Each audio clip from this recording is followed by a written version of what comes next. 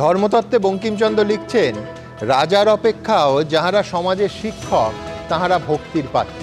কিন্তু বেলাগাম দুর্নীতির জন্য যদি বাংলার শিক্ষা জগৎটাই চূড়ান্ত অনিশ্চয়তার মুখে পড়ে, যন্ত্রণা হয় বই। এ নিয়ে উত্তাল হচ্ছে কলকাতা থেকে দিল্লি। সেই নিয়েই আজ এই অনুষ্ঠানে আমাদের প্রথম প্রশ্ন। প্রায় 26,000 চাকরি বাতিল নিয়ে উত্তাল গোটা রাজ্য। রাজ্য সরকারকে দায়ী করে আন্দোলনে বিজেপি, সিপিএম, কংগ্রেস। বাম রামের জন্যই এত লোকের চাকরি গেছে বলছেন মুখ্যমন্ত্রী। কিন্তু প্রাতিষ্ঠানিক দুর্নীতির দায় কেন নেবে না সরকার? দ্বিতীয় প্রশ্ন। তালিকা দিয়েছি, হয়তো সন্তুষ্ট হয়নি আদালত। যোগ্য অযোগ্য ইস্যুতে বলছেন এসএসসি চেয়ারম্যান থেকে শিক্ষামন্ত্রী। কিন্তু চাল কাঁকড় আলাদা করে আদালতকে সন্তুষ্ট করার দায় নিয়ামক সংস্থা হিসেবে কি এক এবং একমাত্র এসএসসিরই নয়? এ প্রশ্ন রইল আমাদের। তৃতীয় প্রশ্ন। অতিরিক্ত শূন্যপদ তৈরির জন্য জেলে ঢোকানো হোক গোটা মন্ত্রিসভাকে, মঙ্গলবার সুপ্রিম কোর্টের শুনানির আগে বললেন বিরোধী দলনেতা। মেদিনীপুরে চাকরি দেওয়ার জন্য শুভেন্দুকেই গ্রেফতার করা হোক, পাল্টা কল্যাণ বন্দ্যোপাধ্যায়। অতিরিক্ত শূন্যপদ তৈরির সিদ্ধান্ত কি তৃণমূল মন্ত্রিসভার অস্বস্তি বাড়াতে চলেছে? চতুর্থ প্রশ্ন। যার এজলাস থেকে নিয়োগ দুর্নীতির পর্দাফাঁস হয়েছিল, সেই প্রাক্তন বিচারপতি এবার দিলেন বিকল্প ফর্মুলা। এখনও যোগ্য অযোগ্য আলাদা করা সম্ভব। শিক্ষামন্ত্রীকে মাথায় রেখে মুখ্যমন্ত্রীকে কমিটি তৈরির প্রস্তাব দিলেন অভিজিৎ গঙ্গোপাধ্যায়। এই প্রস্তাব কি আদৌ বিবেচনা করবে সরকার? পঞ্চম প্রশ্ন। পার্থ আমাদের লজ্জা, বললেন ফিরহাদ হাকিম। মুখ্যমন্ত্রীকে সামনে রেখে কুকর্ম করে গেছেন শিক্ষামন্ত্রী, আক্রমণে বিধায়ক হুমায়ুন কবির।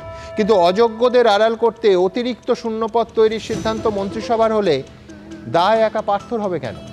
তবে শুরুতেই দেখাবো সুপ্রিম কোর্টের রায়ের পর আক্রমণ প্রতি আক্রমণে তোলপাড় হচ্ছে রাজনীতি। দেখুন। দিকে দিকে ক্রোধ, ক্ষোভ, প্রতিবাদ। সুপ্রিম কোর্টের রায়ে চাকরি গেছে প্রায় 26,000 শিক্ষক অশিক্ষক কর্মচারীর। অযোগ্যদের জন্য যোগ্যদেরও রাস্তায় বসতে হয়েছে। এই পরিস্থিতির জন্য রাজ্য সরকারকে দায়ী করে পথে নামলো বিজেপি, কংগ্রেস, সিপিএম।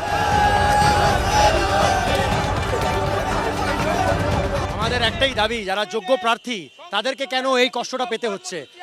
এর দায় মুখ্যমন্ত্রী, এসএসসি। যারা শিক্ষা চোর, গরু চোর, কয়লা চোর, বালি চোর এবং আজকের দিনে চাকরি চোর, তাদেরকে আগে বর্জন করার জন্য সব রকম প্রয়াস বাংলার মানুষকে করতে হবে। আরএসএস এর ছাত্র সংগঠনের বিকাশ ভবন অভিযান ঘিরে তৈরি হয় ধুন্ধুমার পরিস্থিতি। এবিভিপির পক্ষ থেকে, অখিল ভারতীয় বিদ্যার্থী পরিষদের পক্ষ থেকে একাধিক দিক থেকে তারা কিন্তু বিকাশ ভবনের দিকে আসছেন এবং পুলিশের তরফে বাধা দেওয়া হচ্ছে। চাকরিকে ফিরিয়ে দেন, মুখ্যমন্ত্রীকে বলুন চুপ বসতে। যে মুখ্যমন্ত্রী যোগ্য চাকরি প্রার্থীদের জীবন নিয়ে খেলা করেছে। বউবাজার মোড়ে পথ অবরোধ করে সিপিআই। চাকরি বাতিলের প্রসঙ্গ রাজ্যসভায় তোলে বিজেপি। मान्यवर सरकार ने सारी भर्ती प्रक्रिया को टेंटेड किया है, जो वहां के रूल्स और रेगुलेशन से उनका उल्लंघन किया है। ये हाई कोर्ट और सुप्रीम कोर्ट के लेवल पर साबित हो चुका है। ममता बनर्जी के बेईमानी साबित हो गई है। তিনি বলেছেন তিনি যোগ্য প্রার্থীদের পাশে আছেন। বেনিয়মের দায় চাকরি বাতিলের পর ভয়ঙ্কর অভিযোগ করেছেন শুভেন্দু অধিকারী। মুখ্যমন্ত্রীর পরিবার এই চুরি, দুর্নীতি, 700 কোটি টাকা, 6,000 চাকরি বেচার ক্ষেত্রে 6,000-এর কাছেই টাকা নেয়নি, 700-800 তৃণমূলের নেতা পেয়েছেন, যার মধ্যে এমএলএদের মেয়ে, ছেলে, আত্মীয় স্বজন, জেলা পরিষদ কাউন্সিলর আছে। এটা বিরোধী দলনেতা খুব ভালো করে জানবে, ও সাবজেক্টটা জানে। কারণ উনি তখন 2016-তে মেদিনীপুরের 3,500 থেকে 4,000 ছেলের চাকরি দিয়েছিল, ঠিক আছে? আবার বাঁকুড়া জেলাতে যে চাকরিগুলো হয়েছিল সমস্ত মেদিনীপুর জেলা থেকে নিয়ে যে বাঁকুড়ার ছেলেদের চাকরি দিয়েছিল, বাঁকুড়ার ছেলেরা পায়নি। উনি তো তখন অবজারভার ছিলেন, উনি কিন্তু এটা ভালো করে জানবেন কতটা টাকা উনি খেয়েছেন। মুখ্যমন্ত্রীর পদত্যাগের দাবিতে অনড় বিজেপি। দেখুন, আমরা সর্বস্তরেই মুখ্যমন্ত্রী পদত্যাগ দাবি করছি, কারণ মুখ্যমন্ত্রীর পদত্যাগের মধ্যে দিয়ে এই সমস্যার সমাধান হতে পারে। মুখ্যমন্ত্রী পদত্যাগ চাই, বিজেপি পার্টিটাই উঠে যাবে আবার পদত্যাগ চাইয়ের কথা বলছি। যত ফালতু লোক সব। রাজ্য সরকারকে নিশানা করে শুক্রবার বিভিন্ন জেলায় পথে নামে বিজেপি। এদিকে 7ই এপ্রিল ডিপ্রাইভ টিচার্স অ্যাসোসিয়েশনের সভায় যাবেন মুখ্যমন্ত্রী। আমি সবাইকে, আমার ভাই বোনেদের বলবো যারা ডিপ্রাইভড হয়েছে, তারা একটা ডিপ্রাইভ টিচার্স অ্যাসোসিয়েশন তৈরি করেছেন জাস্টিস পাওয়ার জন্য। আমি তাদের কথায় সাড়া দিয়ে 7 তারিখে তারা ইনডোর স্টেডিয়াম বুক করেছেন। আমি 7 তারিখ 12:15 নাগাদ তাদের কাছে যাব, তাদের কথা শুনবো। আর মুখ্যমন্ত্রীর এই কর্মসূচির দিনই অর্থাৎ 7ই এপ্রিল কালীঘাট চলোর ডাক দিয়েছে রাজ্য বিজেপি যুব মোর্চা।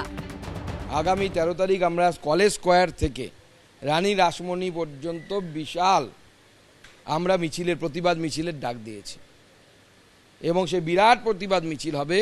সেই বিরাট প্রতিবাদ মিছিলে কয়েক হাজার মানুষ তারা কলকাতার অংশগ্রহণ করবে এবং আমরা যারা যোগ্য এবং বঞ্চিত হয়েছে তাদেরকেও আহ্বান জানাবো এই মিছিলে অংশগ্রহণ করার জন্য।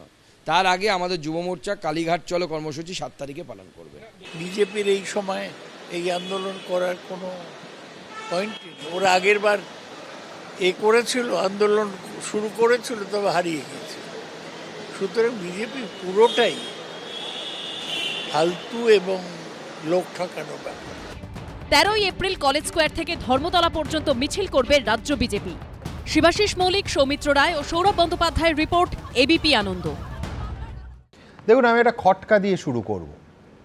প্রথমেই বলে রাখি যে অনেকেই এখনকার যিনি বর্তমান এসএসসির চেয়ারম্যান সিদ্ধার্থ মজুমদারের দিকে আঙুল তুলছেন, কিন্তু এই দুর্নীতি যখন হয়েছে তখন কিন্তু সিদ্ধার্থ মজুমদার এসএসসি চেয়ারম্যানের চেয়ারে ছিলেন না। কিন্তু কথাটা হচ্ছে, আজকে এসএসসির চেয়ারম্যান সিদ্ধার্থবাবু দাবি করছেন যে যোগ্য অযোগ্যদের তালিকা আলাদা করে জমা দেননি এসএসসি, এই তথ্য নাকি ঠিক নয়। ঠিক এইখানে আমাদের খটকাটা, এবং খটকাটা নিরসন করব বলে শুধু সুপ্রিম কোর্টের হলফনামা নয়, হাইকোর্টে দেয়া এসএসসির তরফে তিনখানা হলফনামা নিয়ে আজকে বসেছি। তার কারণ একটা খটকা তো আছে। দেখুন, সুপ্রিম কোর্ট বলুন বা হাইকোর্ট বারবার এসএসসির কাছে কি জানতে চেয়েছে, যে যোগ্য এবং অযোগ্যদের তালিকা, পূর্ণাঙ্গ তালিকা আলাদা আলাদা করে এসএসসির কাছে একবার নয়, হাইকোর্ট থেকে সুপ্রিম কোর্ট বারবার চাওয়া হয়েছে, এবং শুধু চাওয়া হয়েছে তা নয়, আলাদা সময় দেয়া হয়েছে, বিশেষ সময় দেয়া হয়েছে যে চাল আর কাঁকড় আলাদা করার দায়িত্ব এক এবং একমাত্র স্কুল সার্ভিস কমিশনের, এসএসসির। তারপর এসএসসি সেই তালিকা নিয়ে তাদের বলা উচিত ছিল যে এরা অযোগ্য, টেন্টেড। এই পর্যন্ত এসএসসি সত্যি সত্যি, আমি সিদ্ধার্থবাবুর সঙ্গে একমত, বলেছেন। কিন্তু আসল খেলাটা, অপূর্ণতাটা, ডটটা সম্পূর্ণ অন্য জায়গায়। কোন জায়গায়? একবারও এসএসসি বলেনি যে এই টেন্টেড লিস্টের বাইরে যারা আছেন তারা প্রত্যেকে যোগ্য। আই রিপিট, এসএসসির তরফে একবারও এই হলফনামায় আমি অন্তত পাইনি। এসএসসি যদি বলেন, নিঃসন্দেহে তাদের বক্তব্য দেখাবো যে এই তালিকার বাইরে যারা আছেন তারা আসলে যোগ্য। সমস্যাটা, ওই মিসিং গ্যাপটা, মিসিং লিঙ্কটা ঠিক ওই জায়গায়। কেন এই কথা বলছি? এই কথা বলছি তার কারণ, বটম এন্ড রেজাল্টটা থেকে শুরু করি। সেটা হচ্ছে 41 পাতার যে সুপ্রিম কোর্টের রায়, তার 39 নম্বর পাতায় 46 নম্বর পয়েন্টে মাননীয় প্রধান বিচারপতি লিখছেন, for candidates not specifically found to be tainted, the entire selection process has been rightly declared null and void. I repeat, প্রথম অংশটা শুনুন, for candidates not specifically found to be tainted. অর্থাৎ সমস্যা তো ঠিক এই জায়গায় যে আমি কারা টেন্টেড, কারা অযোগ্যতার তালিকা দিচ্ছি, কিন্তু সেই তালিকার বাইরে বাকিরা যে প্রত্যেকে যোগ্য সেই হলফনামাটা দিচ্ছি না, সেই তালিকাটা দিচ্ছি না। ক্যান্ডিডেটরা প্রত্যেকে যোগ্য, কেউ টেন্টেড নয়। এই তালিকাটা বারবার হাইকোর্ট থেকে সুপ্রিম কোর্ট চেয়েছিল এসএসসির কাছে, না হাইকোর্টে না সুপ্রিম কোর্টে এসএসসি সেই তালিকা জমা দিয়েছে। কেউ বলতে পারেন যে না, এত নিশ্চিতভাবে বলছেন কি করে। এইবার আমি আমার দ্বিতীয় অংশে আসব। মনে করুন, এই যে সুপ্রিম কোর্টে কালকের রায়, এটা দাঁড়িয়ে আছে কোন রায়ের ওপর? কলকাতা হাইকোর্টে মাননীয় বিচারপতি দেবাংশু বসাকের রায়ের ওপর। দেবাংশু বসাকের রায়কে কার্যত কালকে আপহেল্ড করেছে সুপ্রিম কোর্ট। দেবাংশু বসাক মাননীয় বিচারপতি, তিনি রায় দিয়েছিলেন কবে? 22শে এপ্রিল 2024। 25শে এপ্রিল সিদ্ধার্থ মজুমদারের, মানে এসএসসির বর্তমান চেয়ারম্যানকে আমরা কি প্রশ্ন করেছিলাম আপনাদের সামনে রাখব। সেই প্রশ্ন উত্তর মন দিয়ে দেখুন, দেখলেই বুঝবেন যে এতক্ষণ ধরে আপনাদের এত মূল্যবান সময় নষ্ট করে আমি যা বললাম সেটা অক্ষরে অক্ষরে সত্যি কিনা। আমাদের প্রতিনিধি সিদ্ধার্থবাবুকে প্রশ্ন করেছিলেন, তাহলে সবাইকে যোগ্য আপনি বলতে পারছেন না? সিদ্ধার্থবাবুর উত্তর ছিল, কোট আনকোট, দেখাবো এক্ষুনি ক্যামেরায়, এটা কখনোই সার্টিফাই করা যায় না। রিপিট, সিদ্ধার্থবাবু বলছেন এটা কখনোই সার্টিফাই করা যায় না। আমি তো সবাইকে চেক করে দেখিনি তাদের ওএমআর কি। এইটাই তো হাইকোর্ট থেকে সুপ্রিম কোর্ট এসএসসির কাছে জানতে চেয়েছিল, যে আপনারা বলুন যে এই টেন্টেড তালিকার বাইরে যারা আছেন তারা প্রত্যেকে যোগ্য কিনা, যে বিষয়ে সম্পূর্ণ নিরুত্তর থেকেছে এসএসসি। তারা বাকিরা যে যোগ্য হলফ করে সেটা বলেনি, না হাইকোর্টে বলেছে না সুপ্রিম কোর্টে বলেছে। সমস্যা সেইখানে। আমি এইবার দেখাবো যে 22শে এপ্রিল 2024 মাননীয় বিচারপতি দেবাংশু বসাকের রায়ের পর 25শে এপ্রিল 2024 এসএসসির বর্তমান চেয়ারম্যান সিদ্ধার্থ মজুমদার ঠিক কী বলেছিলেন। একটা বড় অংশ দেখাবো, আনকাট। যারা বেআইনি, যারা অযোগ্য, বাকি সবাই যোগ্য। দেখুন, আমাদের যা রেকমেন্ডেশন গেছে তার মধ্যে আমরা চিহ্নিত করেছি এদের, বাকিরা যোগ্য। এবারে যদি কোনো নতুন তথ্য প্রমাণ না আসে বা আপাত দৃষ্টিতে এই মুহূর্তের তথ্যে দাঁড়িয়ে তারা যোগ্য, বাকি সবাইকে যোগ্য বলতে আপনি তো তাহলে পাচ্ছেন না। এটা কখনো সার্টিফাই করা যায় না। সবাইকে আমি তো চেক করে দেখিনি তাদের ওএমআর। আবার বলছি, এইখানে সমস্যা। কলকাতা হাইকোর্টের মাননীয় বিচারপতি দেবাংশু বসাকের ডিভিশন বেঞ্চের পরের যদি এসএসসির চেয়ারম্যান এই কথা বলেন, তাহলে সুপ্রিম কোর্ট এই ভরসায় কি করে যোগ্য অযোগ্য বাঁচবে? যোগ্যদের তালিকার অপেক্ষায় হাইকোর্ট থেকে সুপ্রিম কোর্ট প্রত্যেকে ছিল, কিন্তু সেই তালিকা, খুব স্পেসিফিক্যালি আমি প্রশ্ন করছি, সেই তালিকা এসএসসি কি দিয়েছিল? আমি এইখান থেকে আরেকটা মারাত্মক অভিযোগে আসব, যে অভিযোগ একজন চাকরিহারা, একজন চাকরি প্রাপক অভিজিৎ করণ, তাদের বক্তব্য যে তারা যখন দেখা করতে গেছেন এসএসসি চেয়ারম্যানের সঙ্গে, এই যোগ্য অযোগ্য তালিকা কেন এসএসসি কোর্টের হাতে তুলে দিচ্ছে না। সেই সময় স্কুল সার্ভিস কমিশন কর্তৃপক্ষের বক্তব্য কী ছিল, চেয়ারম্যানের বক্তব্য কী ছিল, আই রিপিট, এই সময় তো ক্যামেরা ছিল না, যার ফলে আমরা জানি না। কিন্তু এই অভিজিৎ বাবু শিক্ষক, চাকরি হারিয়েছেন, ওই 26,000 অসহায় যারা চাকরি গেছে তাদের মধ্যে, তার হুবহু তিনি কি বলেছেন তুলে ধরব। এসএসসি চেয়ারম্যানকে বলা উচিত যে আপনি কি দিয়েছেন যেটা সন্তুষ্ট হয়নি, একটা বিচারপতি সন্তুষ্ট হয়নি, আপনি কি ডেটা দিয়েছেন। এসএসসি কে চেয়ারম্যানের সাথে যখন আমরা বারংবার দেখা করতে গেছি, 5 বার থেকে 6 বার, আমরা শুধু একটা কথাই বলেছি, আপনি যে বলুন যে এইগুলো অযোগ্য আর এগুলো যোগ্য, আপনি যোগ্যদের লিস্টটা দিন। উনি বলেছে আমি বলতে পারবো না যোগ্য কারা। উনি অযোগ্য কারা বলতে পারছেন, উনি যোগ্য কারা বলতে পারছেন না। তাহলে উনি যদি বলতে পারছেন না কারা অযোগ্য, আমি বলতে পারবো না, তাহলে আপনি চেয়ারে বসে আছেন কেন? দেখুন, আজকে এসএসসি বলছে আমরা আদালতকে সন্তুষ্ট করতে পারিনি, সেটা অন্য কথা না, সেটাই হচ্ছে আসল কথা, যে আদালতের সন্তুষ্টি বিধান করতে পারলে এই মামলা সুপ্রিম কোর্ট অবধি যায়ই না, সমস্ত দুধ কা দুধ পানি কা পানি হাইকোর্টেই হয়ে যায়। অযোগ্য চাকরি প্রার্থীদের তালিকার বাইরে বাকিরা যোগ্য কিনা, এই হচ্ছে তালিকা। এই অত্যন্ত জরুরি এবং একমাত্র কাজটাই এসএসসি কি করতে পেরেছে। কলকাতা হাইকোর্টে বারে বারে দফায় দফায় বিভিন্ন এজলাসে যে 3টে হলফনামা আমার হাতে আছে, তাতে কিন্তু এই তালিকার মানে লিস্টের এলও নেই বলা যায়। হাইকোর্টের মাননীয় বিচারপতি দেবাংশু বসাকের ডিভিশন বেঞ্চ আর মাননীয় প্রধান বিচারপতির বেঞ্চ সুপ্রিম কোর্টে কার্যত ওই জন্য একই রায় দিয়েছে। কেউ বলতেই পারেন যে এটাই তো হওয়ার ছিল তালিকা না দিলে। বিক্রম চট্টোপাধ্যায় বিশিষ্ট আইনজীবী কি বলছে, বিক্রমের কাছে যাব। স্কুল সার্ভিস কমিশন বারবার দেখানোর চেষ্টা করছে তারা একটা স্যাগ্রিগেটেড লিস্ট দিয়েছে সিঙ্গেল বেঞ্চ থেকে সুপ্রিম কোর্টে, কিন্তু সেই স্যাগ্রিগেটেড লিস্টটা যদি আমরা যখন সুপ্রিম কোর্টের কাছে দিয়েছিল, সেইখানে স্পেসিফিক্যালি কিছু টেন্টেড ক্যান্ডিডেটের কথা বলেছে। এই যে টেন্টেড ক্যান্ডিডেটের কথা বলেছে, শুরুর দিকে স্কুল সার্ভিস কমিশন কিন্তু প্রথমে জানিয়েছে মিস্টেক, আবার ধরা পড়েছে, আবার জানিয়েছে মিস্টেক, আবার ধরা পড়েছে, আবার জানিয়েছে মিস্টেক, এবং ক্রমশ সংখ্যাটা বাড়তে গেছে। বাড়ার পরে যখন আলটিমেটলি ডিভিশন বেঞ্চ বা সুপ্রিম কোর্টের কাছে ফাইনাল ফিগারে বারবার করে যখন কোর্ট জানতে চাইছে যে আপনাদের এই ফিগারটা আপনারা একদম স্পেসিফিক্যালি বলুন, তখন স্কুল সার্ভিস কমিশনের থেকে যে তথ্য বা যে ফিগারটা দেওয়া হয়েছিল সেটা টেন্টেডদের ক্যান্ডিডেট, এটা একটা বড় গল্প। এবং আরেকটা জায়গায় জিনিসটা যেটা আছে, জেনুইন কারা, সেটা কিন্তু স্কুল সার্ভিস কমিশন না সিঙ্গেল বেঞ্চ, না ডিভিশন বেঞ্চ, না সুপ্রিম কোর্টে কোনো জায়গাতে দেয়নি।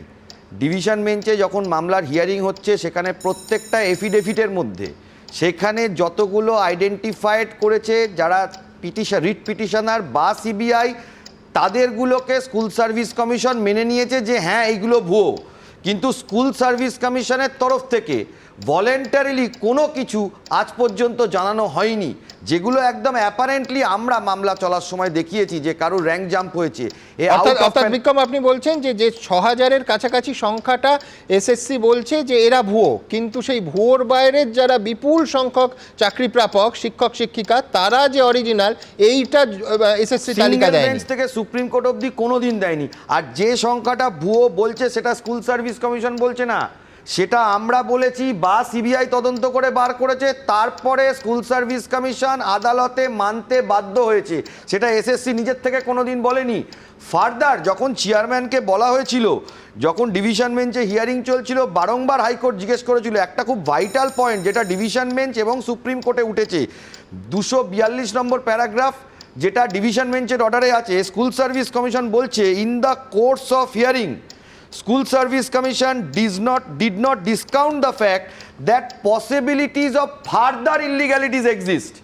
আরও ইলিগালিটি আসতে পারে, এটা আমাদের সাবমিশন না, এটা স্কুল সার্ভিস কমিশনের সাবমিশন। 242 নম্বর প্যারাগ্রাফ ডিভিশন বেঞ্চের যে রায় হয়েছিল সেইখানে। এবং তার ওপর আরও একটা জিনিস বেরিয়ে এসেছিল, যেটা হচ্ছিল প্যারাগ্রাফ 265, যেটা স্টেট গভর্নমেন্ট বলছে state government has therefore accepted that there are widespread illegalities in the selection process and that the number of persons who received appointments illegally could not be determined in exactitude. State government নিজে বলতে পারছে না যে কতজন appointed illegally হয়েছে। এই দুটো পয়েন্টের ওপরে সুপ্রিম কোর্ট বারবার করে স্টেট গভর্নমেন্টকে এবং স্কুল সার্ভিস কমিশনকে জিজ্ঞেস করেছে, তারা কোনো উত্তর দিতে পারেনি। এবং অনলাইন স্ট্রিমিংয়ে সারা ভারতবর্ষে সবাই দেখেছে, লাস্টে স্টেট গভর্নমেন্টের তরফ থেকে বলেছে হ্যাঁ এটা আমরা বলেছি, কিন্তু যে ফিগারগুলো দেখিয়েছে সেইটার ওপরে এর কোনো সদুত্তর আজ অবধি দিতে পারেনি।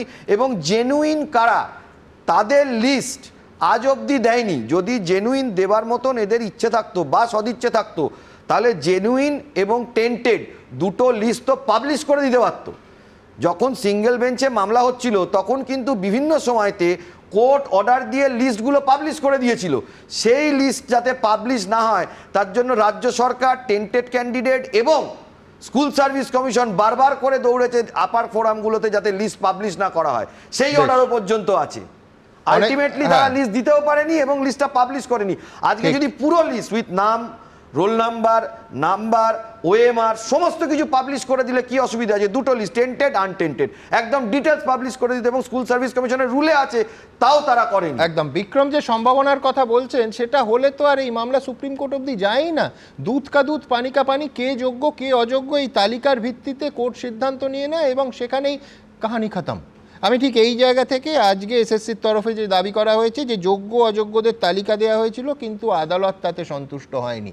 এই গোটা এখনো পর্যন্ত 16 মিনিট দেখে আপনারা কি বুঝলেন যে কোনো আদালত, নিম্ন আদালত থেকে হাইকোর্ট, হাইকোর্ট থেকে সুপ্রিম কোর্ট তালিকা না দিলে কারুর পক্ষে সন্তুষ্ট হওয়া কি সম্ভব? আইন কি বলছে? আমি দ্রুত একবার এসএসসির দাবি সমানভাবে আপনাদের সামনে রাখব। যোগ্য অযোগ্য যে পৃথকীকরণ করা সম্ভব হলো না, এর জন্য দায় কার? এটা আমি বলতে পারবো না। এটা না, আমি এটার কোনো জবাবই দেব না। একটা বিরাট দুর্নীতি, আর তার জন্য অযোগ্যদের পাশাপাশি রাতারাতি চাকরিহারা অসংখ্য যোগ্য ছেলে মেয়েও। আর চাকরি প্রার্থী থেকে বিরোধী সবার একটাই দাবি, এটা হয়েছে শুধুমাত্র এসএসসি যোগ্য এবং অযোগ্যদের আলাদা করতে না পারায়। অথচ তারপরও স্কুল সার্ভিস কমিশনের চেয়ারম্যানের মুখে সেই দায় এড়ানো উত্তর। এই মামলায় শুরু থেকে সুপ্রিম কোর্ট বারবার যে প্রশ্নটা তুলেছে তা হলো, যোগ্য এবং অযোগ্যদের কি আলাদা করা সম্ভব? 2024 সালের 29শে এপ্রিল সুপ্রিম কোর্টের প্রধান বিচারপতির বেঞ্চ প্রশ্ন তোলে, ওয়েমার শিট নেই, নষ্ট করে দেওয়া হয়েছে, তাহলে আপনারা কি করে যোগ্য অযোগ্য প্রার্থীদের আলাদা করবেন? তখন এসএসসি জানায় তাদের কাছে কিছু সেকেন্ডারি তথ্য রয়েছে যার ভিত্তিতে যোগ্য এবং অযোগ্যদের আলাদা করা সম্ভব হবে। তারপরও বিচারপতির বেঞ্চ বলে, আলাদা করা কি আদৌ সম্ভব? 2024 সালের 7ই মে সর্বোচ্চ আদালতের প্রধান বিচারপতির বেঞ্চ মন্তব্য করে, যোগ্য অযোগ্য আলাদা করা সম্ভব হলে গোটা প্যানেল বাতিল করা অন্যায্য হবে। বৃহস্পতিবার সেই সুপ্রিম কোর্টে 2016 সালের এসএসসির পুরো প্যানেল বাতিলের নির্দেশ দিল, যাতে এটা কার্যত স্পষ্ট যে এসএসসি যোগ্য অযোগ্যদের আলাদা করতে পারেনি। এতগুলো যোগ্য ছেলেমেয়ের চাকরি চলে যাওয়ার পরও স্কুল সার্ভিস কমিশনের চেয়ারম্যানের মুখে এ নিয়ে কোনো স্পষ্ট উত্তর নেই। রয়েছে সেই দায় এড়ানোর সুর। আপনি কি কনফিডেন্ট যে এসএসসি যোগ্য এবং অযোগ্যের তালিকা জমা করেছিল কোর্টে এবং কোর্ট এটা নিয়ে আমি বলবো না, কারণ অলরেডি একটা রায় আমাদের হাতে আছে। আপনারা পড়ে নেবেন এই কলকাতা হাইকোর্টের থেকে, মানে ডিভিশন বেঞ্চ থেকে 18ই ডিসেম্বর 2023, 20শে ডিসেম্বর 2023, 5ই জানুয়ারি 2023 এবং সুপ্রিম কোর্টের প্রত্যেকটা এফিডেভিট আপনারা এবং ফাইনাল নোটস অফ আর্গুমেন্ট সহ আপনারা পড়বেন।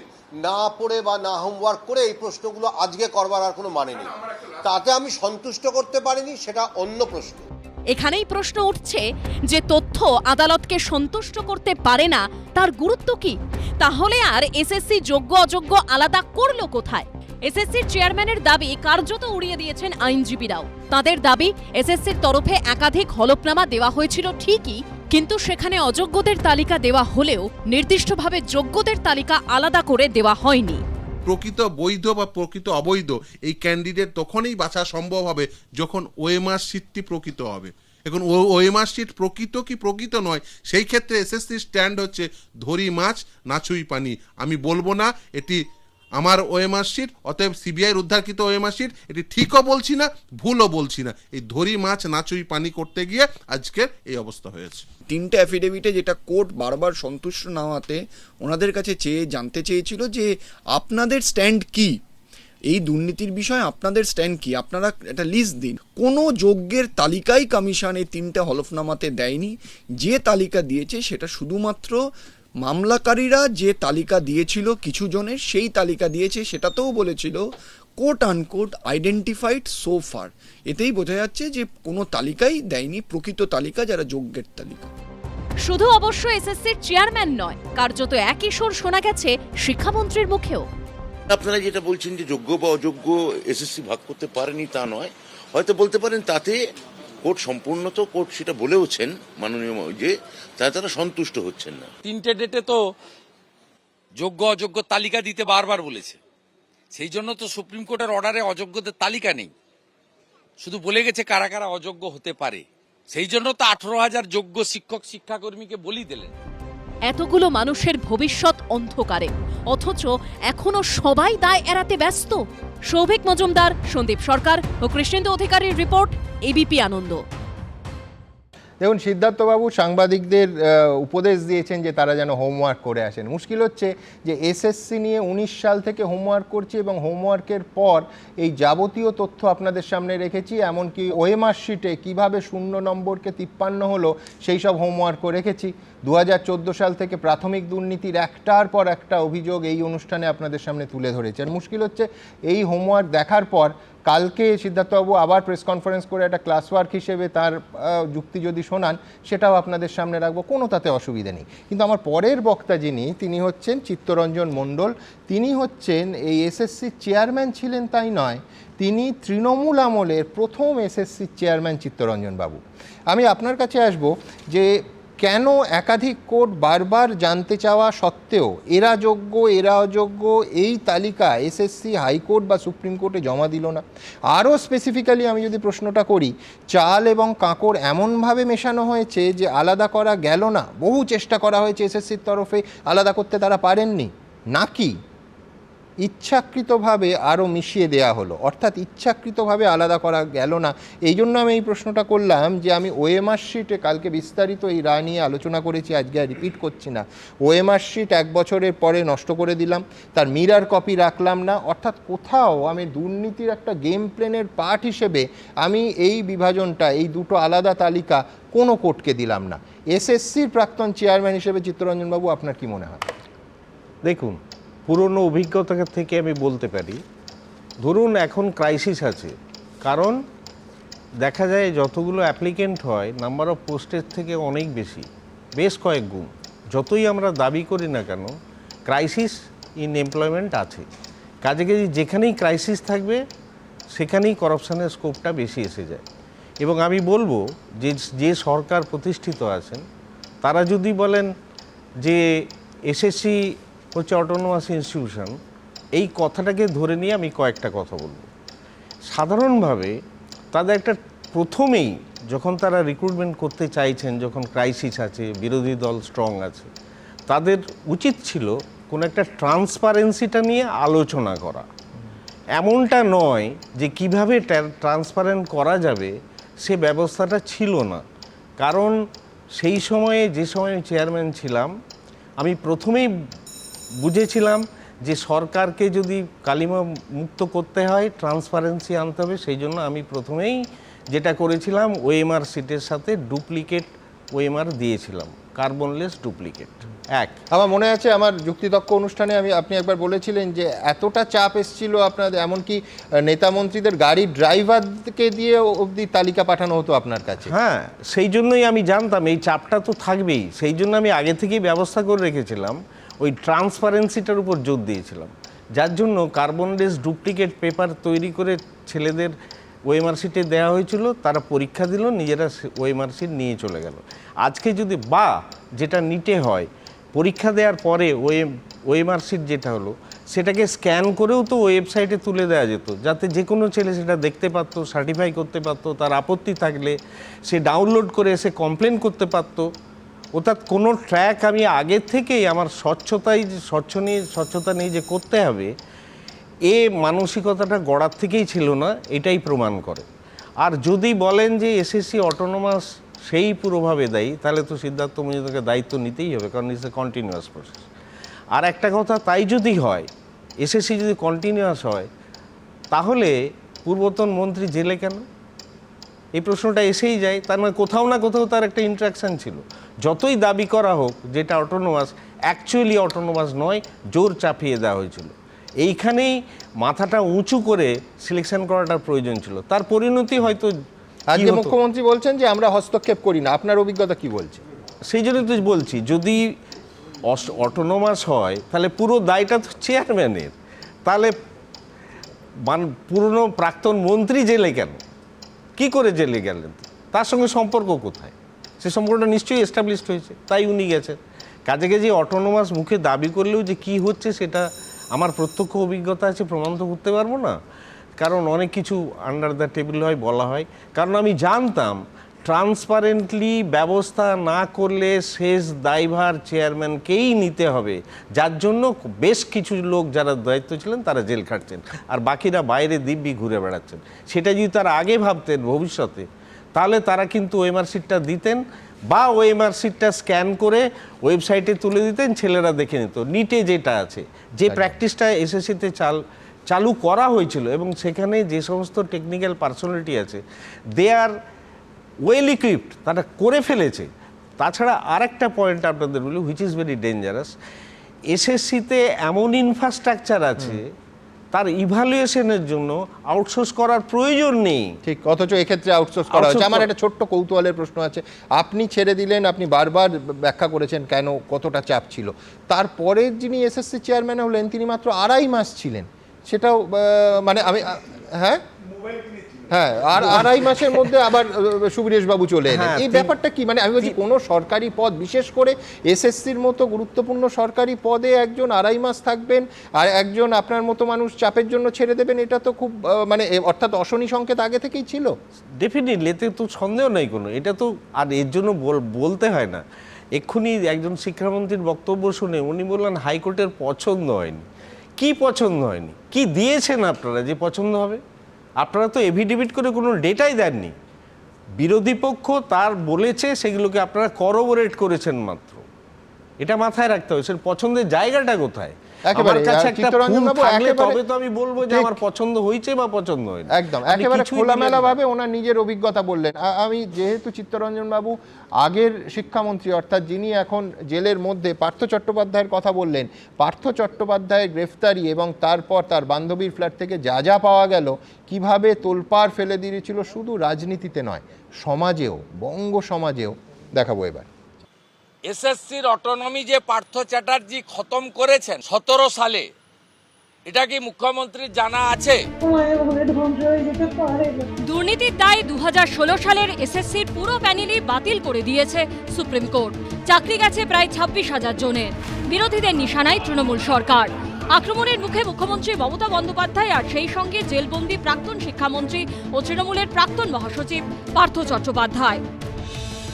মুখ্যমন্ত্রী কি জানেন যে 2013 সালে ব্রাত্য বসুর কাছ থেকে দপ্তরটা যখন পার্থ চ্যাটার্জিকে দিলেন এবং চিত্তরঞ্জন মণ্ডলকে, অধ্যাপক চিত্তরঞ্জন মণ্ডলকে স্কুল সার্ভিস কমিশনের চেয়ারম্যান থেকে সরানো হলো একটা সৎ মানুষকে, তারপরে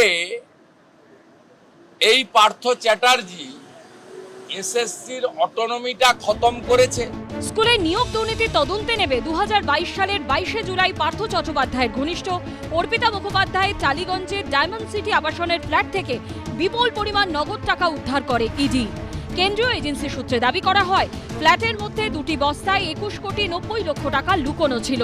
এর কয়েকদিন পরই বেলঘরিয়ার আবাসনে অর্পিতার ফ্ল্যাট থেকে উদ্ধার হয় 27 কোটি 90 লক্ষ টাকা। সব মিলিয়ে 5 কোটির বেশি মূল্যের গয়নাও বাজেয়াপ্ত করে ইডি। এছাড়াও শান্তিনিকেতনের প্রান্তিকে পার্থ ও অর্পিতার নামে বাংলো বাড়ি অপাসহ নামে বেনামে একাধিক সম্পত্তির হদিশ পায় কেন্দ্রীয় এজেন্সি। বর্তমানে পার্থ চট্টোপাধ্যায় যখন জেলবন্দি, তখন তার ঘাড়েই কার্যত যাবতীয় দোষ চাপানোর চেষ্টা করছে তৃণমূল। একটা হচ্ছে যে যেটা টাকা বেরিয়েছে, এটা আমাদের জুডিশিয়ারির পক্ষে, সবার পক্ষে অত্যন্ত লজ্জা। 26শে ফেব্রুয়ারি 2015 আমাকে বিনা নোটিশে মিডিয়ার মাধ্যমে আমাকে 6 বছর বহিষ্কার করে দিয়েছিলেন পার্থ চট্টোপাধ্যায়। উনি এত ক্ষমতাবান ছিলেন, তো সেই সমস্ত ক্ষমতার অপব্যবহার করে যেভাবে রাজ্য সরকারকে আজকে কিছুটা হলেও বিড়ম্বনায় পড়তে হয়েছে, সেই বিড়ম্বনার জন্য ওনার বিরুদ্ধে উপযুক্ত শাস্তি পাপ বাপকেও ছাড়ে না। পাল্টা মমতা বন্দ্যোপাধ্যায়ের সঙ্গে পার্থ চট্টোপাধ্যায়ের সম্পর্ক তুলে ধরে দুজনকে আক্রমণ করেছেন শুভেন্দু অধিকারী।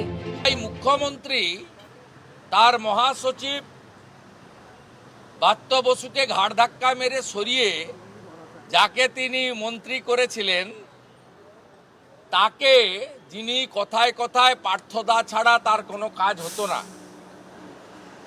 তাকে দিয়ে এটা করেছেন। কে কে দুর্নীতি করেছেন, কে কে মদত জুগিয়েছেন, তাকে কোনোদিন সামনে আসবে? কৃষ্ণেন্দু অধিকারী, উজ্জ্বল মুখোপাধ্যায় ও অনির্বাণ বিশ্বাসের রিপোর্ট, এবিপি আনন্দ।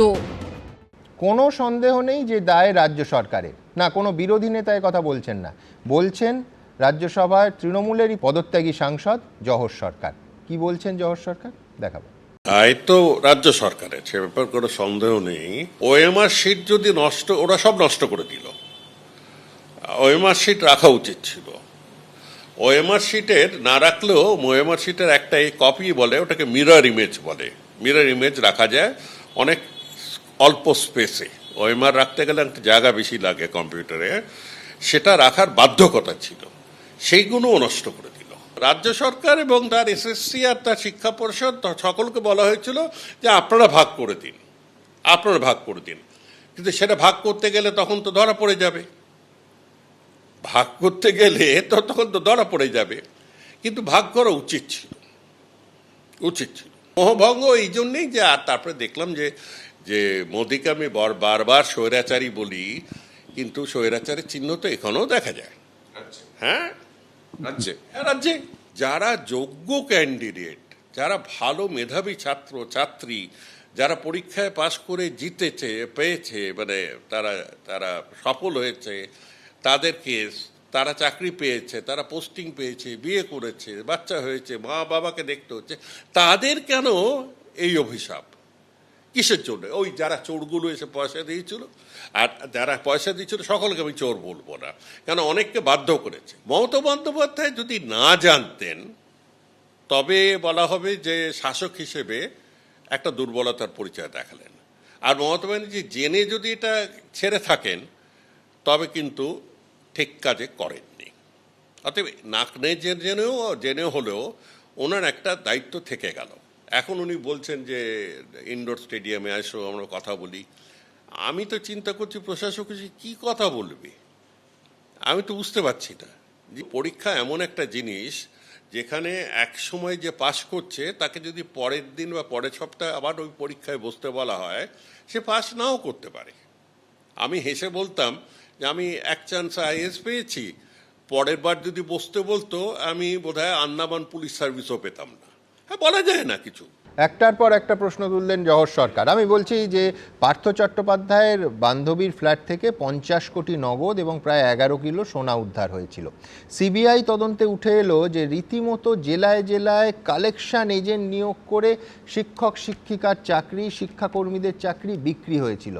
এখনও বারবার মনে পড়ে যে এই অনুষ্ঠানে আমি শুনিয়েছিলাম সেই অডিও, হাইকোর্টের এজলাসে যেটা শোনানো হয়েছিল, যেখানে একজন বলছেন যে সাদা খাতা জমা দিতে হবে, চাকরি দিতে সুবিধে হবে। আমি ঠিক এই প্রশ্নে অর্ণব সাহার কাছে যাব। অর্ণব, এক হচ্ছে যে ব্যক্তি পার্থ চট্টোপাধ্যায়ের খুচরো দুর্নীতি, নাকি হাইকোর্ট থেকে সুপ্রিম কোর্ট সব জায়গায় যে শব্দবন্ধটা ব্যবহার করা হয়েছে প্রাতিষ্ঠানিক দুর্নীতি? এই 26,000-এর চোখের জলের দায় তো সরকারের, জহর সরকার বলছেন। সুমনদা, এ পর্যন্ত যে আপনি প্রতিবেদন দেখালেন, যতটা প্রতিবেদন দেখালেন এবং দুটো বক্তব্য শুনলাম, তারপর জহর সরকারের বক্তব্য শুনলাম, আরও বেশ কিছু বক্তব্য শুনলাম, তার মধ্যে থেকে একটা জিনিস পরিষ্কার হচ্ছে যে এসএসসির তরফ থেকে যা যা বলা হয়েছে, 3টে হলফনামা দেওয়া হয়েছে, কিছু সংখ্যা দেওয়া হয়েছে, কিন্তু এতৎসত্ত্বেও সব মিলিয়ে এক ধরনের অসঙ্গতি তৈরি হয়েছে। কিন্তু সেই অসঙ্গতির ভিত্তিতেই কিন্তু গতকাল যে 41 পাতার রায় এসেছে, সেই রায়টা এসেছে এবং সেই রায়টাকে আমরা সঙ্গত ধরবো নাকি অসঙ্গত ধরবো, সেই প্রশ্নটাও কিন্তু একই সঙ্গে আসছে। তার কারণ হচ্ছে এই রায়ের যে 11 পাতায় খুব পরিষ্কার করে আর্টিকেল 16(1) আর আর্টিকেল 16-র ভায়োলেশন যেন না হয় কোনো একটা রায়ের ক্ষেত্রে, সেটা কিন্তু এই রায় যারা দিচ্ছেন সেই মহামান্য বিচারপতি তারাই বলছেন। অর্থাৎ কোনো একজন যে নিরপরাধ সেও যেন দোষী সাব্যস্ত না হয়। এই যে সাংবিধানিক একটা জায়গা রয়েছে, এই যে সাংবিধানিক একটা মূল আমাদের ভরকেন্দ্র রয়েছে আমাদের আইনি ব্যবস্থার, সেটার কথা তারাই উল্লেখ করছেন। আবার তার পাশাপাশি তারা যখন একটা সেগ্রিগেশন করছেন, সেই সেগ্রিগেশনে যেমন 3টে বা 4টে ক্যাটাগরি ভেঙে দিয়ে 1498, 926, 4091 মিলিয়ে 6515 এদেরকে বলছেন এরা হচ্ছে কেঙ্কেক, এবং এরা কেঙ্কেক, এরা আর কোনো রকমভাবে পরীক্ষা দিতে পারবে না, আর চাকরি ফেরত পাবে না, এদের টাকা ফেরত দিতে হবে, এতটাও বলছেন। বাদ বাকি যারা রয়েছে তাদের টাকা ফেরত দিতে হবে না। অর্থাৎ কোথাও একটা তারা কিন্তু ডিমার্কেট করে দিচ্ছেন পরিষ্কার করে। তাহলে এই ডিমার্কেশন যখন করছেন, এটাকে আমি সঙ্গত বলছি, অথচ যার ভিত্তিতে এই জিনিসটা আসছে, রায়টা আসছে, সেটাকে আমি অসঙ্গতি বলছি। অসঙ্গতি আছে, নেই এরকম আমি বলছি না, অবশ্যই আছে। মুহূর্তে ক্লিয়ার করে দিত, জজ সাহেবও বুঝে যেতেন যদি এসএসসি একটা যোগ্যদের তালিকা দিত। একদম, আমি বলছি যে কিসের ভিত্তিতে তাহলে এই রায়টা হলো, সাদা আর কালোর মতো ব্যাপার, কিন্তু কোনো গ্রে এরিয়া নেই। 18 পাতায় এই রায়ের রয়েছে on the probably test is applicable, কথাটা বলছেন। প্রবাবলি টেস্টের উপর ভিত্তি করে এরকম একটা রায় হতে পারে কি? এই রায়টাকে তাহলে কি সেই রায়টার মধ্যে সত্যি সত্যি ন্যায় প্রতিষ্ঠিত হলো? মানে আমি এইটা বলছি যে প্রতিষ্ঠিত হতো যদি চাল আর কাকড় আলাদা করতে এসেছে। চাল আর কাকড় আলাদা করাটা একটা জায়গায় তো মানে হাইকোর্ট সুপ্রিম কোর্ট করেছেন, করেননি। শোনো, অন্যায় কি তুমি আর আমি দুজনে একমত একটা জায়গায় যে অন্যায় হয়েছে, যে যোগ্যরা কেন চোখের জল ফেলবে 100 বার, সেই প্রশ্নটাই তো উঠতো না হাইকোর্ট বা সুপ্রিম কোর্টের রায়ে যদি এসএসসি যোগ্যদের তালিকাটা দিত। মাননীয় বিচারপতি 11 পাতায় এই প্রশ্নটাই তুলেছেন, এবং তার সঙ্গে সঙ্গে আমি একটু মনে করে দিই, এর মধ্যেই স্যাংটিটি শব্দটা ব্যবহার করেছেন, এবং স্যাংটিটি শব্দটা ব্যবহার করে বলেছেন যে গোটা বিচার ব্যবস্থায় যে স্যাংটিটি থাকা দরকার, মানে যে প্রক্রিয়াটার মধ্যে যে স্যাংটিটি থাকা দরকার, সেটা রক্ষিত হয়নি। মানে এই যে পুরো স্কুল সার্ভিস কমিশন পরীক্ষা, তার নিয়োগ, তেমন স্যাংটিটি রক্ষিত হয়নি। ঠিক এই একই শব্দ উনি গত বছর ব্যবহার করেছিলেন নিক পরীক্ষায়, নিক 2024-এর পর যখন বিপুল দুর্নীতি ফুটে বেরিয়েছিল, এবং তখন স্যাংটিটি শব্দটাই ব্যবহার করেছিলেন। দুটো ক্ষেত্রে দুরকম রায় কেন হলো? দুটো ক্ষেত্রে যে দুরকম রায় হলো, ওটার ক্ষেত্রে কেন প্যানেল বাতিল হয়ে গেল না? ওই যে পুরো প্রসেসটা বাতিল হয়ে গেল না কেন? সেখানেও তো আমরা দেখতে পেয়েছিলাম যে অন্তত 3-4টে রাজ্যে ব্যাপক অনিয়ম হয়েছে। হরিয়ানা বলুন, গুজরাট বলুন, বিহার বলুন, ব্যাপক অনিয়ম হয়েছে। চিহ্নিত করা গেছে সেই সেন্টারগুলো যেখান থেকে কোশ্চেন লিক হয়েছে, পরিষ্কার বোঝা গিয়েছে, এবং সেটা নিয়ে তোলপাড় হয়েছিল। আপনার মনে আছে সেই সময় 24 সালে যখন লোকসভার নির্বাচন হলো, তারপর এটা ভেসে উঠেছিল, এবং সেই সময় বেশ কিছু নাম এসেছিল, অর্নামেন্টাল কিছু পরিবর্তন করা হয়েছিল। হ্যাঁ, এনটিএ যে সংস্থা, তার মাথায় যারা বসে আছেন, অর্নামেন্টাল কিছু পরিবর্তন করা হয়েছে। তুমি নিশ্চয়ই খেয়াল করেছো, যেহেতু নিট দুর্নীতির কথা বললে, মারাত্মক দুর্নীতি। দেখুন, আমরা প্রায় প্রতি সন্ধ্যেবেলা নিট দুর্নীতি নিয়ে একের পর এক অনুষ্ঠান করেছি, কিন্তু একটা বড় তফাৎ আছে অর্ণব। সিবিআই রিপোর্ট দিয়ে কোর্টকে স্পষ্ট ভাষায় জানিয়ে দিয়েছিল যে এই 3টে সেন্টার এবং এই ভৌগোলিক এলাকার বাইরে দুর্নীতি ছড়ায়নি। এক্ষেত্রে তো তা হয়নি। এক্ষেত্রে সিবিআই বাদ দাও, আমি বলছি যে ওই 3টে সেন্টারের বাইরে কিচ্ছু, 3টে না 4টে এলাকার বাইরে ছড়ায়নি, এটা সিবিআই রিপোর্ট বলেছিল। আমি সিবিআইয়ের দিকে তাকাচ্ছি না, আমি আর তুমি আবার একমত যে সিবিআইয়ের অধিকাংশ বা বহু কেস নিয়ে আমার তোমার দুজনেরই প্রশ্ন আছে, কিন্তু আমার প্রশ্ন, সিবিআইয়ের তদন্তের ওপর তো নির্ভরই করতে হতো না যদি এসএসসি যোগ্যদের একটা তালিকা দিত, কাহানি খতম, গল্প শেষ হয়ে যেত। যে অনিয়ম হয়েছে এই বিষয়ে তো কোনো সংশয় নেই, কোনো সংশয় নেই। এবং আমি বলছি তারপরে যে এই যে সাদা আর কালো মধ্যে তুমি গ্রে এরিয়াটা বলছো না, এই গ্রে এরিয়াটা থাকতোই না ওই তালিকাটা পেলে। সুমনদা, এই গ্রে এরিয়ার মধ্যে দিয়ে দেখুন এই যে এতগুলো মানুষ, এতজন শিক্ষক, তাদের উপর যে খাড়াটা নেমে এলো, তাদের জীবন যেভাবে বিপর্যস্ত হয়ে গেল, এই যে পুরো জায়গাটা, এই জায়গাটা তো একদম এই যে আর্টিকেল 61 আমি একদম অনবের সাথে একমত যে এই যে অভিশাপের খাড়াটা কার্যত এই শিক্ষক শিক্ষিকাদের ওপর নেমে এলো, তাদের চোখের জল মোছাবে কে? এবং সেই তাদের দুর্ভাগ্যের যে যার কোনো কারণ নেই, যেটা অকারণ তারা ভিক্টিমাইজ হলেন, তাদের দায় কে নেবে? আমি ঠিক এই জায়গার এই প্রশ্নে পরে আইনজীবী এবং বিজেপির মুখপাত্র কৌস্তব বাগচির কাছে যাব। আমি তর্কের খাতিরে ধরে নিচ্ছি যে পার্থ চট্টোপাধ্যায়, সবাই আজকেও ববি হাকিম এবং হুমায়ুন কবিররা তাকে কটাক্ষ করেছেন যে ব্যক্তিগত দুর্নীতি করেছেন, এবং সরকার সেই ব্যক্তিগত দুর্নীতির কিচ্ছু জানতো না। আমি ধরে নিলাম, তর্কের খাতিরে কিছুক্ষণ ধরে নিলাম, কিন্তু সরকার যখন জানতে পারলো, একটা এত বড় দুর্নীতি যখন জানতে পারলো, তখন তদন্ত না করে, কাউকে গ্রেফতার না করে, সুপ্রিম কোর্টের এই 41 পাতার রায়ের ভাষায় কাভার আপ করার চেষ্টা করা হলো। আমি বলছি এই গ্রেফতারিটা যদি সিবিআই না করে রাজ্য সরকার করত, তাহলে আজকে অর্ণব আরও জোর গলায় বলতে পারত যে মুহূর্তে এই সরকার দুর্নীতির গন্ধ পেয়েছে, তিনি যত বড় শিক্ষামন্ত্রী হন, যতই পার্টির মহাসচিব হন, তাকে আমাদের পুলিশ গ্রেফতার করেছে। কিন্তু তা তো হয়নি। উপরন্তু এই রায়তে বারবার যেটার উল্লেখ আছে, ক্যাবিনেট বৈঠক দেখে অতিরিক্ত শূন্যপদ তৈরি করার সিদ্ধান্ত নেয়, যেটা নিয়ে আপনারা জানেন কালকেই আমি বলেছি যে টিকিং বোম, সেটা সুপ্রিম কোর্ট আগামী 8 তারিখ শুনানি শুরু করবে। যে স্টেটা ডিওয়াই চন্দ্রচূড়, পূর্বতন প্রধান বিচারপতি, তিনি যে স্টেটা রেখেছিলেন সেটা থাকবে কিনা সেটা দেখতে হবে। কিন্তু দুর্নীতি ঢাকা দিতে, ধামাচাপা দিতে, কাভার আপ করতে এই সিদ্ধান্ত নেওয়া হয়েছিল, বিরোধীরা বলছে। কৌস্তব বাগচি, দেখুন, এই প্রথমেই বলি, এই যে সবসময় বলা হচ্ছে না যে এসএসসি অটোনমাস বডি, এসএসসির ক্ষেত্রে কোনো হস্তক্ষেপ করে না, মমতা বন্দ্যোপাধ্যায় অনেক কিছু কথাবার্তা বললেন। পশ্চিমবঙ্গের প্রতিটা মানুষ জানে এই রাজ্যে এই সরকারের আমলে পাড়ার একটা শীতলা মন্দিরের কমিটির প্রেসিডেন্ট হতে গেলেও তৃণমূলের নেত্রী বা তৃণমূলের নেতাদের স্যাংশন ছাড়া সেটা হয় না। এই রাজ্যে তৃণমূলের নেতারা একবার জলের ঢোক গিলতে গেলেও মমতা বন্দ্যোপাধ্যায়ের অনুপ্রেরণায় জলের ঢোক গিলছি এই কথাটা বলতে হয়। অনুপ্রেরণা ছাড়া, স্যাংশন ছাড়া এই রাজ্যে কারোর কিচ্ছু করার ক্ষমতা নেই। তো সেই ক্ষেত্রে এসএসসির এই চেয়ারম্যান অ্যাপয়েন্টমেন্ট থেকে শুরু করে কারা কারা ইনভলভ, সব এই নিয়ে মানুষের কাছে চিত্রটা পরিষ্কার। বিক্রম দা ওই জাজমেন্টের প্যারাগ্রাফ নাম্বার 242টাকে রেফার করে কথা বলছিলেন। আমি তার পরের দুটো প্যারাগ্রাফ 243 আর 244, যেখানে হাইকোর্ট দেবাংশু বসাকের যে জাজমেন্টে, সেখানে স্পষ্টত এসএসসির যে কী ধরনের রোল, এবং তারা বলেছে অ্যাডভার্সারিয়াল লিটিগেশনে যদিও এই ক্ষেত্রে এসএসসির যারা পরীক্ষার্থী তাদের প্রতি যেই ধরনের হওয়া উচিত ছিল, এসএসসি একদম সম্পূর্ণ বিমাতৃসুলভ একটা আচরণ করেছে। আমি বলছি এসএসসির এই রোলগুলো, এগুলো নিয়ে সব আমরা আলোচনা করছি, সব ঠিক আছে, কিন্তু যে কনটেক্সটটা যদি বলি, কোন কনটেক্সটে প্রথম রাজ্য সরকার সুপ্রিম কোর্টে গেল, আমি বলছি সুমনদা, এইখানে প্যারাগ্রাফ নাম্বার 363 বা সামথিং, তার যে সাব পয়েন্টসগুলো করা আছে, রোমান নাম্বার 8-এ যে পার্টটা রয়েছে, যে সিবিআই ক্যাবিনেটের সদস্যদের প্রয়োজন পড়লে কাস্টোডিয়াল ইন্টারোগেশন করতে পারে। This was the only premise. আমি বলছি এই জাজমেন্টে যদি এই কথাটার উল্লেখ না থাকতো, রাজ্য সরকার সুপ্রিম কোর্টে যেত না।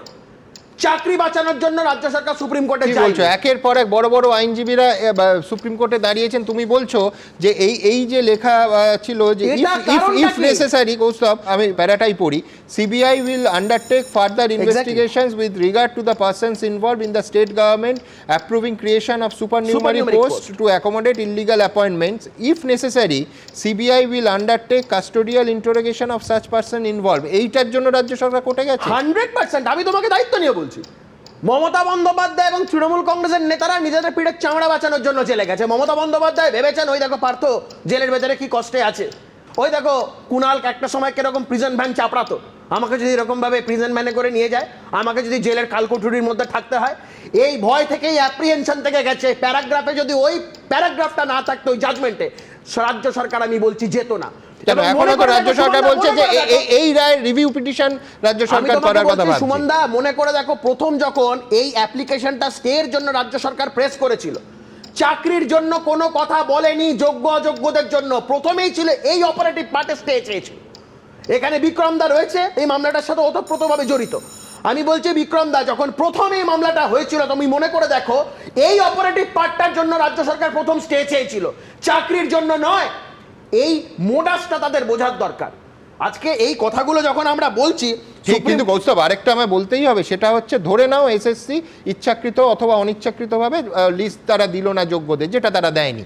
আমি বলছি সেই লিস্ট কারা যোগ্য এটা বের করার দায়িত্ব তো সমানভাবে সিবিআইয়েরও। তাহলে সিবিআইও ফেল করেছে এক্ষেত্রে। যেটুকু যা কিছু হয়েছে সিবিআইয়ের জন্য হয়েছে। তো প্যারাগ্রাফ নাম্বার 32, 33, 34, এখানে 34-এ বলছে WBSSC in the initial affidavits filed before the High Court and earlier when they had furnished information including marks reflected in the OMR sheet had not claimed non-availability of scanned OMR sheet. প্রথমে কিন্তু তারা এই কথা বলেনি, পরবর্তীকালে investigation, ওই নাইসা, ওই বানসাল, এই সমস্ত কিছু হওয়ার পরে যেইটুকুন আজকে সারফেসড হয়েছে সেটা তো সিবিআই এর জন্যই হয়েছে।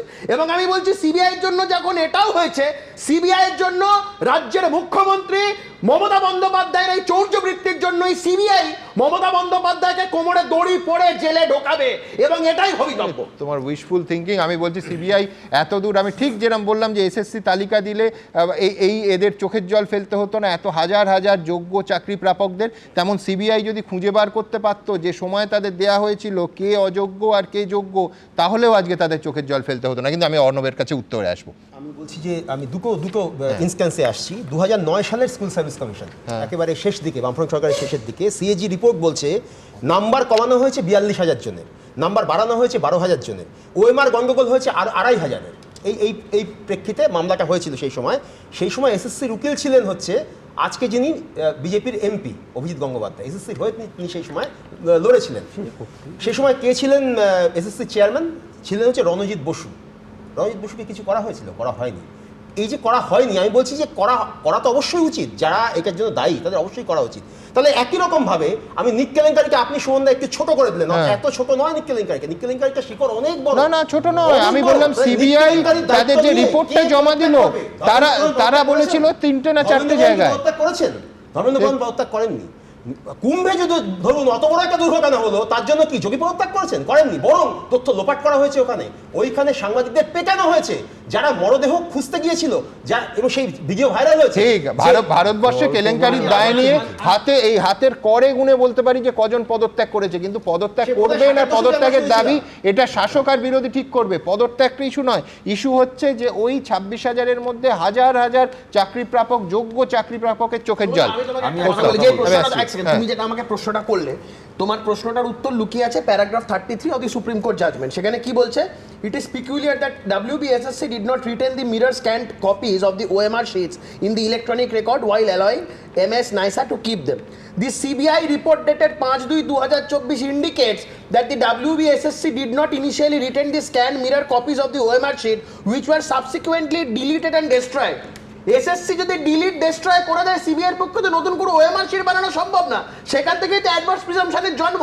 এবং এসএসসির যে রোলটাকে সেটাকে বারবার ডেপ্রিকেট করেছে সুপ্রিম কোর্ট 33, 34 বারবার করে প্রত্যেক করে প্যারাগ্রাফ দেখলে যে এসএসসি যে কন্ট্রাডিক্টরি স্ট্যান্ড নিচ্ছে।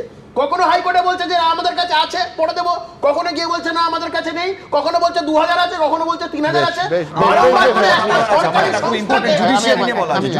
জুডিশিয়ারি বাইরে বলছে নাইসার সাথে চুক্তি হয়েছিল এসএসসি, সে জানেই না যে ডেটাটেককে তারা আবার সাবটেন্ডার দিয়েছে। এটা হয় কি করে? এবং এটাও সিবিআই ইনভেস্টিগেশনে বেরিয়ে এসছে, সেই ডেটাটেক আবার স্ক্যান করেছে এসএসসির যে স্ক্যানারগুলো আছে সেইখানে। জায়গাটা বোঝার চেষ্টা করুন। একদম এসএসসির অফিসে বসে, আমার মনে হয় অফিসে বসে করেছে। যদি এসএসসির অফিসে বসে করে থাকে তাহলে সেই ডেটা ফিডব্যাক হয়তো আইবিএম কম্পিউটারটাতে, তাহলে সেই ডেটাটার ডাইরেক্টটা মুছে দিলেও ক্লাউডে থাকার কথা। একদম প্লাস হচ্ছে। আর এসএসসি বলেছিল যে অফিসে স্ক্যান হয়েছে কিন্তু তারা জানে না। হ্যাঁ, আপনার মনে থাকবে। অর্ণববাবুর কথা একটা কথা বলে দিই, আমার ধারণা যে এখনকার যে ধরনের অ্যাডভান্স কম্পিউটার পার্টিকুলারলি আইবিএম এর, তাতে আপনি মুছে দিলেও ডেটা ক্লাউডে জমা থাকে, সেটাও কিন্তু সিবিআই পায়নি। তার অর্থ আমার ধারণা আইবিএম এর হার্ড ডিস্কটাকেই পাল্টে দেওয়া হয়েছে। ক্লাউড কোথায় পাবে? আর শুধু ক্লাউড নয়, এটা ফরেনসিক টেস্ট হলে সেখান থেকেও ডিজিটাল তুললেন। যে আগে যে নিটের জাজমেন্টটা হয়েছিল ভানসিকা 2024 ভলিউম 9 SCC 743, সেখানে পুরো প্রসেস ক্যান্সেল হয়নি। আগের যিনি চিফ জাস্টিস ছিলেন তার কথা উনি বললেন। আমি একদম স্পেসিফিক আরেকটা জাজমেন্ট বলছি, ওই chief justice DY চন্দ্রচূড়ের 2021 volume 4 SCC 631 উনি পুরো প্রসেস ক্যান্সেল করেছিলেন। Delhi subordinate service selection board সমস্ত চাকরি উনি ক্যান্সেল করেছিলেন। প্রত্যেকটা কেসের আলাদা আলাদা ফ্যাক্ট হয়, তার ভিত্তিতে উনি আগের চিফ জাস্টিস এই নিটের মামলাটা ক্যান্সেল করেননি বলে এইটার সাথে এক্সাম্পল টানলেন। ওই সেম চিফ জাস্টিস তিনি তখন জাস্টিস DY চন্দ্রচূড় তিনি বেঞ্চে ছিলেন, তিনি 2021-এ জাজমেন্ট দিয়েছিলেন, এন্টায়ার প্রসেস ক্যান্সেল করেছিলেন। একটাই রেশিও এখানে মাপকাঠি বিচার হয়, সেটা হলো টেন্টেডদের স্যাগ্রিগেট করা যাচ্ছে কি যাচ্ছে না, সেটাও কিন্তু সেই কারণে হয়েছে। অর্থাৎ বিক্রম বন্দ্যোপাধ্যায় বলছেন একদম নিখাদ ল পয়েন্টে এই রায় এসছে। আমি এখান থেকে যেহেতু কৌস্তব প্রসঙ্গটা তুললো যে মন্ত্রিসভার ভূমিকা, অতিরিক্ত শূন্যপদ সৃষ্টি এবং আজকে ঘটনাচক্রে রাজ্যসভায় তৃণমূল সরকারকে ইস্তফা দিতে হবে এই দাবি তুলল বিজেপি। দেখুন, দফা 1 দাবি 1 মমতার পদত্যাগ। আগে শুভেন্দু অধিকারীকে অ্যারেস্ট করুন। সুপার নিউমেরারি পোস্ট অর্থাৎ অতিরিক্ত শূন্যপদ তৈরি নিয়ে শুরু থেকেই বিতর্ক। বৃহস্পতিবার সুপ্রিম কোর্টে 2016 SSC পুরো প্যানেল বাতিল করার পর সেই অতিরিক্ত শূন্যপদ তৈরির সিদ্ধান্ত নিয়ে আরও চড়েছে বিতর্ক। কারণ 8 তারিখ অর্থাৎ মঙ্গলবার এই নিয়ে সুপ্রিম কোর্টে শুনানি হবে। বেআইনিভাবে কিছু লোক চাকরি পেয়েছে, তাদের চাকরিটা বাঁচানোর জন্য সুপার নিউমেরারি পোস্ট সৃষ্টি করতে হবে, এটা আইন কোনো মতেই সম্মতি দিতে পারে না। এই পরিস্থিতিতে মমতা বন্দ্যোপাধ্যায়ের গোটা মন্ত্রিসভাকে জেলে পড়া উচিত বলে দাবি করছেন শুভেন্দু অধিকারী। মমতা ব্যানার্জির সভাপতিত্বে যে অতিরিক্ত শূন্যপদ তৈরির রেজুলেশন ক্যাবিনেট করেছিল, সেই ক্যাবিনেটকে জেলে দেখতে চাই। চোর মমতা স্লোগানে এই রাজ্যকে ভরিয়ে দেব। দফা 1 দাবি 1 মমতার পদত্যাগ। শুভেন্দু অধিকারী মেদিনীপুর থেকে ছেলে নিয়ে এসে চাকরি দিয়েছিল। আগে শুভেন্দু অধিকারীকে অ্যারেস্ট করুক, তারপর অন্য কথা হবে। বিচারপতি থাকাকালীন অভিজিৎ গঙ্গোপাধ্যায়ের এজলাসে অতিরিক্ত শূন্যপদ প্রসঙ্গে মন্ত্রিসভার কথা উঠে এসেছিল, আর সেটা খোদ শিক্ষা সচিবের মুখে। 2022 সালের 25শে নভেম্বর আদালতে উপস্থিত শিক্ষা সচিব মনীষ জৈনের কাছে বিচারপতি অভিজিৎ গঙ্গোপাধ্যায় জানতে চেয়েছিলেন অতিরিক্ত শূন্যপদ কেন তৈরি করা হলো। উত্তরে শিক্ষা সচিব জানিয়েছিলেন উপযুক্ত স্তর থেকেই নির্দেশ দেওয়া হয়। ব্রাত্য বসু নির্দেশ দিয়েছিলেন। গত বছর 22শে এপ্রিল কলকাতা হাইকোর্টের বিচারপতি দেবাংশু বসাক এবং বিচারপতি মোহাম্মদ শাব্বার রশিদির বেঞ্চ এ নিয়ে একেবারে মমতা বন্দ্যোপাধ্যায়ের মন্ত্রিসভাকে বড় সড় প্রশ্নের মুখে ফেলে দেয়। হাইকোর্টের বিশেষ ডিভিশন বেঞ্চের রায়ের 269 নম্বর পৃষ্ঠায় স্পষ্ট বলা হয়, অতিরিক্ত শূন্যপদে নিয়োগ নিয়ে সিবিআই তদন্তের উদ্দেশ্য এটা সামনে আনা যে এক্ষেত্রে কি ধরনের দুর্নীতি হয়েছে, কত বড় দুর্নীতি হয়েছে এবং কারা কারা তাতে জড়িত। এটা চমকে দেওয়ার মতো যে জালিয়াতি করে পাওয়া চাকরি বাঁচানোর সিদ্ধান্ত নেওয়া হয়েছিল মন্ত্রিসভার মতো জায়গায়। রায়ের কপির 273 এবং 274 নম্বর পৃষ্ঠার নির্দেশের অংশে বিচারপতিরা বলেন, বেআইনি চাকরি প্রাপকদের সুযোগ করে দিতে অতিরিক্ত শূন্যপদ তৈরির ছাড়পত্র দিয়েছিলেন রাজ্য সরকারের কোন ব্যক্তিরা তা নিয়ে সিবিআই আরও তদন্ত চালাবে। প্রয়োজন পড়লে সিবিআই তাদের হেফাজতে নিয়ে জিজ্ঞাসাবাদও করতে পারবে। প্রধান বিচারপতি প্রশ্ন করেন, মন্ত্রিসভা যখন জেনেছিল যে বেআইনি নিয়োগ হয়েছে, তারপরেও কেন তারা সুপার নিউমেরিক পোস্ট তৈরি করতে গেল? কিন্তু হাইকোর্টে সিবিআই তদন্তের নির্দেশের বিরোধিতা করে সুপ্রিম কোর্টের দ্বারস্থ হয় রাজ্য সরকার। 2024-এর 29শে এপ্রিল অতিরিক্ত শূন্যপদ তৈরি নিয়ে সিবিআই তদন্তের উপর অন্তর্বর্তী স্থগিতাদেশ দেয় সুপ্রিম কোর্ট। মঙ্গলবার এই মামলার শুনানি হবে। हमारी मांग ये है कि अगर कैबिनेट बैठ के अगर ये डिसीजन लेता है कि चोरों को बचाना है, जिन्होंने पैसा लेकर नौकरी खरीदा उनको बचाना है, तो उस कैबिनेट की जो हेड है, जिसके अनुप्रेरणा से बंगाल में सब कुछ होता है, और वो पूरी कैबिनेट जेल के अंदर होनी चाहिए, जेल के बाहर नहीं रहनी चाहिए। বেশ করেছেন। যাদের আপত্তি আছে ধরে নিতে হবে তারা হচ্ছে এই চাকরি খেকোদের দল, তারা মন প্রাণ থেকে শকুনের রাজনীতি করে। একটা অস্থিরতা তৈরির জন্য যোগ্যদেরও একইভাবে বঞ্চিত করে একটা অস্থিরতা তৈরির চেষ্টা করা হবে। বিপদগ্রস্তদের পাশে দাঁড়িয়েছেন মমতা ব্যানার্জি, সেটা যাদের সহ্য হচ্ছে না তারা হচ্ছে এই চাকরি খেকোদের দলের সঙ্গে আছে। এই পরিস্থিতিতে সবার নজর 8 তারিখে সুপ্রিম কোর্টের দিকে। উজ্জ্বল মুখোপাধ্যায়, বিজেন্দ্র সিংহ ও রাজীব চৌধুরীর রিপোর্ট, এবিপি আনন্দ। দেখুন, রাজনীতির কথা বলতে গেলে বলতে হবে যে কালকে সবার আগে ঝাঁপিয়ে পড়েছিল কিন্তু প্রদেশ কংগ্রেস। শুভঙ্কর সরকার সাংবাদিক সম্মেলন করে বলছেন যে সুপ্রিম কোর্টের এই রায়ের পর তৃণমূল সরকারের এক মুহূর্ত নৈতিকভাবে আর ক্ষমতায় থাকা উচিত নয়, মুখ্যমন্ত্রীকে পদত্যাগ করতে হবে। অথচ আজকে রাজ্যসভায় বিজেপি যখন একই দাবি তুলছে লক্ষ্মীকান্ত বাজপেয়ীরা, তখন কংগ্রেস সাংসদ যারা ছিলেন তারা কিন্তু টু শব্দ করেননি। আমার পরের বক্তা সৌম্য আইচ রায়ের কাছে আমার একটাই প্রশ্ন হবে, এটা কি বাংলায় কুস্তি, দিল্লি থেকে দোস্তি?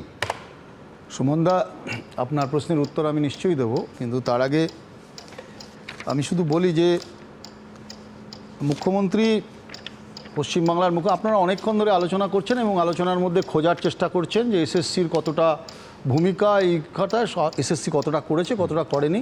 আসলে আমরা খোঁজার চেষ্টা করছি যে কি করে এই 26,000-এর মধ্যে যারা যোগ্য তাদের কোনো আশার আলো পাওয়া যায় কিনা। পাওয়া যাচ্ছে না। কিন্তু আসলে সুমনদা, ওই মুখ্যমন্ত্রী যখন স্বাস্থ্যসাথী প্রকল্পটা সারা ভারতবর্ষ নয় সারা পশ্চিমবঙ্গের মানুষকে বোঝাচ্ছিলেন, কিছুদিন আগে লন্ডনে গিয়ে বলেছেন ফ্রিতে শিক্ষা দিই, ফ্রিতে স্বাস্থ্য দিই, ফ্রিতে দুর্নীতিও দিই, তো যখন বোঝাচ্ছিলেন স্বাস্থ্যসাথী, তখন যে ওনার পাশে বসা এত ভারী, এত ওজনদার, এত সেকেন্ড ইন কমান্ড শৃঙ্খলা রক্ষা কমিটির চেয়ারম্যান পাশে বসে যে পার্থসাথী প্রকল্পের একদম পুরোপুরি প্ল্যানটা করছিল, সেটা বোঝা যায়নি। পার্থের সঙ্গে তার সাথী একসঙ্গে যে এত টাকা, এই যে বলছেন না কুণালবাবু কিছুক্ষণ আগে বলছেন সব চাকরি খেকো, তা আমরা সবাই বিরোধীরা এখানে চাকরি খেকো আর ওনারা টাকা খেকো। আমি বুঝতে পারছি টাকা দাও, টাকা খেয়েছে। আমি বলছি যে দেখুন, আপনারা বুঝতে পারলেন না যে পশ্চিমবঙ্গে একটা এত বড় শৃঙ্খলা রক্ষা কমিটির চেয়ারম্যান, তিনি এত শৃঙ্খলাবদ্ধভাবে, শৃঙ্খলাপরায়ণভাবে পশ্চিমবঙ্গে টাকা তুলেছে অর্গানাইজড ওয়েতে, যেটা সুপ্রিম কোর্ট ছত্রে ছত্রে বলছে যে অর্গানাইজড করাপশান, একটা সরকারের ওপরে আস্থা চলে যাচ্ছে, একদম দায়িত্ব নিয়ে ওএমআর শিট লোপাট করা হয়েছে, দায়িত্ব নিয়ে কভার আপ করা হয়েছে, একটা প্রতিষ্ঠানের ওপরে কালি ছিটিয়েছে এরা।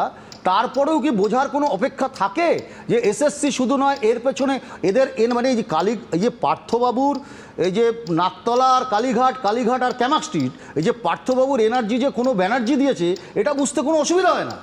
এই যে পার্থবাবুর এনার্জি যে হয় কালীঘাট নয় ক্যামাক স্ট্রিটের কোনো ব্যানার্জির পেছনে আছে, তা নাহলে এটা সম্ভব হতে পারে না। একা পার্থবাবু এত ক্ষমতা, এই এত কোটি কোটি টাকার একটা দুর্নীতি, যার জন্য এই 26,000 আজকে দেখছেন তো, এই যে সুপার নিউমারিক পোস্ট আপনি বলছেন, এদের জন্য জেলে যাওয়া উচিত। এসব কনস্টিটিউশনের বাইরে শুধু না, এটা অপরাধমূলক যে আপনি অন্যায়কারীদের বাঁচানোর জন্য, কভার আপ করার জন্য একটা পুরো সরকার তার পাশে দাঁড়িয়ে গেছে। এই কথা বলার সময় আপনি কোনোদিন বুঝতে পারেননি যে আপনার পাশে বসা একজন মন্ত্রী, ক্যাবিনেটের সেকেন্ড ইন কমান্ড, যার কথাতে আমরা বলছি না, তৃণমূলের লোকেরা বলছে, তারা আজকে রাস্তায় দাঁড়িয়ে বলছে যে তিনি চাইলে সব কিছু হতে পারত, সে প্রতিদিন 5,000 টাকার ফল খেত, আর পশ্চিমবাংলার গ্রামে গঞ্জে মিড ডে মিলের 5 টাকার খিচুড়ি খেয়ে আমার ছেলেমেয়েগুলো সব বাড়িতে যেত। আমরা সব বুঝি না কেউ, পশ্চিমবঙ্গে আমরা বিরোধীরা কথা বললে আমরা তো ভোট পাই, ফলে টাকা নেওয়ার অধিকারও আমাদের আছে, আমরা তো ভোটে জিতি, ফলে আমাদেরকে মানুষ সমর্থন করে, আমরা তো মানুষকে সব উন্নয়নের একেবারে জোয়ার হচ্ছে। তা এত উন্নয়ন হতে হতে এটা যে একেবারে মানুষের জীবন জীবিকা, রুটি রুজি রোজগারের মাথায় গিয়ে ফুটেছে, সেটা কি আপনারা বুঝতে পারেননি যে পশ্চিমবঙ্গে এত বড় ঘুণ ধরেছে? কোন দপ্তর বলতে আজকে যোগ্য অযোগ্য বাঁচতে চেষ্টা করছেন? আজকে ইনক্যাপেবিলিটি, একটা মানুষকে ক্ষমতা দিলে বোঝা যায়। অ্যাব্রাহাম লিঙ্কন বলেছিলেন যে একটা মানুষের দক্ষতা যদি বুঝতে চাও তাকে ক্ষমতা দিয়ে দেখো। আজকে তার ক্ষমতা, সেই ক্ষমতা দিয়ে বাংলার মানুষ তাকে মুখ্যমন্ত্রী করেছিল এই আশায় যে পশ্চিমবঙ্গে একটা স্বচ্ছ প্রশাসন দেবে। একটা দপ্তর বলতে পারেন যেখানে দুর্নীতি হয়নি? একটা দপ্তরের নাম করুন যেখানে ভূমি, রাজস্ব, স্বাস্থ্য, শিক্ষা, সংস্কৃতি, সমস্ত জায়গায়। বেশ, আমার পরের বক্তা রাহুলের উত্তর দেবে। আমি বলছি, অনেকে খুব বিতর্ক করছিলেন কিছুদিন আগে যে এআই নাকি মানুষের চাকরি খাচ্ছে, কিন্তু দুর্নীতি যে এক লপ্তে এত হাজার চাকরি প্রাপকের চাকরিটা খেয়ে নেবে মুহূর্তে, কলমের কোঁচায়, কেউ ভাবতে পেরেছিল? আমি রাহুলের কাছে আসার আগে দ্রুত একবার দেখাবো পার্থসাথী প্রকল্প। সৌম্য একটা অভিনব কয়েনেজ করলেন। কয়েনেজের কথায় মনে পড়লো, এই দুর্নীতি প্রসঙ্গে একটা কয়েনেজ রাজ্য একেবারে কাঁপিয়ে দিয়েছিল, সৎরঞ্জন। হাইকোর্টে উপেন বিশ্বাস গিয়ে এই সৎরঞ্জন শব্দবন্ধটা বিশেষ একটি ক্ষেত্রে ব্যবহার করেন। তারপর সেদিন সন্ধেবেলা স্টুডিওতে এসে সৎরঞ্জন কে, কিভাবে উপেন বিশ্বাসের সঙ্গে তার পরিচয়, নানা বিস্তারিত কথা বলেন। আজকে যখন এই মারাত্মক রায় সামনে এসেছে, তখন সিবিআইয়ের প্রাক্তন জয়েন্ট ডিরেক্টর উপেন বিশ্বাসের সেই সৎরঞ্জনের গ্রামে আমরা পৌঁছে গেছিলাম। সেখানে কি চাকরিহারাদের পেলাম? দেখুন তো পরের প্রতিবেদন কি বলছে। খুবই খারাপ লাগছে, কারণ আমাদের গ্রামের নামটা তো আগে উঠে আসবে, 10টা লোকে জানতে পারবে। নিয়োগ দুর্নীতি মামলায় হাইকোর্টের রায় বহাল রেখেছে সুপ্রিম কোর্ট। চাকরি হারিয়েছেন প্রায় 26,000 শিক্ষক ও শিক্ষাকর্মী। যা নিয়ে উত্তাল হয়ে উঠেছে গোটা বাংলা। আর এরই মধ্যে ফের একবার শিরোনামে উঠে এসেছে উত্তর 24 পরগনার বাগদার মামা ভাগ্নে গ্রাম। এই গ্রামেরই বাসিন্দা চন্দন মণ্ডল।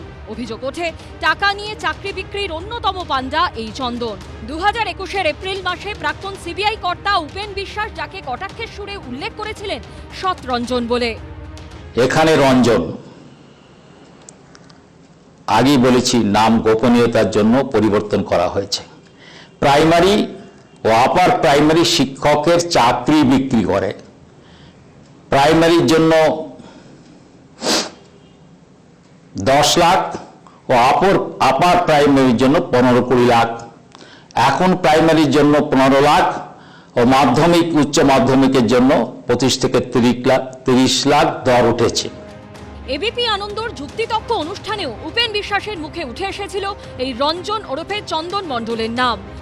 মানুষ হচ্ছে কাল্পনিক, আমি নাম দিয়েছি আমার সিনেমায় কাল্পনিক, কিন্তু যা বলেছি ওখানে সবই বাস্তব। সে বস্তা ভরে টাকা নিয়ে বড় গাড়িতে করে কলকাতায় দিয়ে আসত। অভিযোগ নিজের গ্রাম মামা ভাগ্নেতেও অনেকের থেকে টাকা নিয়ে চাকরি করিয়ে দিয়েছিলেন চন্দন মণ্ডল ওরফে সৎরঞ্জন। শুক্রবার সেখানে গিয়ে দেখা গেল সুপ্রিম কোর্টের রায় বেশ কয়েকজনের চাকরি গেছে। যেমন ষষ্ঠী বিশ্বাস, তার দাবি চাষের জমি বিক্রি করে ছেলে মিঠুন বিশ্বাসের চাকরির জন্য নগদ 2 লক্ষ টাকা দিয়েছিলেন চন্দন মণ্ডলকে। নামখানার একটি স্কুলে ছেলের ক্লার্কের চাকরিও হয়েছিল। বৃহস্পতিবার সেই চাকরি চলে গেছে। চাকরিটা কে দিয়েছিল? চন্দন মণ্ডল। কিভাবে চাকরি দিল? কিভাবে দেবে? ওই পয়সা কড়ি দিয়ে হইলো। কিরকম কত টাকা নিয়েছিল? 2 লাখ। 2 লাখ টাকা। তো জমি বিক্রি করে দিয়েছিল? হ্যাঁ, জমি বিক্রি করে। স্থানীয় বাসিন্দা শ্যামলী মণ্ডলেরও দাবি চন্দন মণ্ডলকে 2 লক্ষ টাকা দিয়ে ছেলে ভীম মণ্ডলের জন্য চাকরির ব্যবস্থা করেছিলেন। বৃহস্পতিবার চলে গেছে চাকরি। আমরা জোগাড় করি হয়তো কারো কাছে নিতে হয়তো 2-1 লাখ টাকা দিতে পারে গরিব মানুষ হিসেবে, বাড়ির লোকের। চন্দন মণ্ডল ওরফে সৎরঞ্জনকে নবম দশমে নিয়োগ দুর্নীতি মামলায় গ্রেপ্তার করে সিবিআই। সেই মামলায় জামিন পেলেও একই মামলায় ইডি গ্রেপ্তার করে তাকে। বর্তমানে জেলে রয়েছেন চন্দন মণ্ডল। সমীরণ পালের রিপোর্ট, এবিপি আনন্দ, কলকাতা।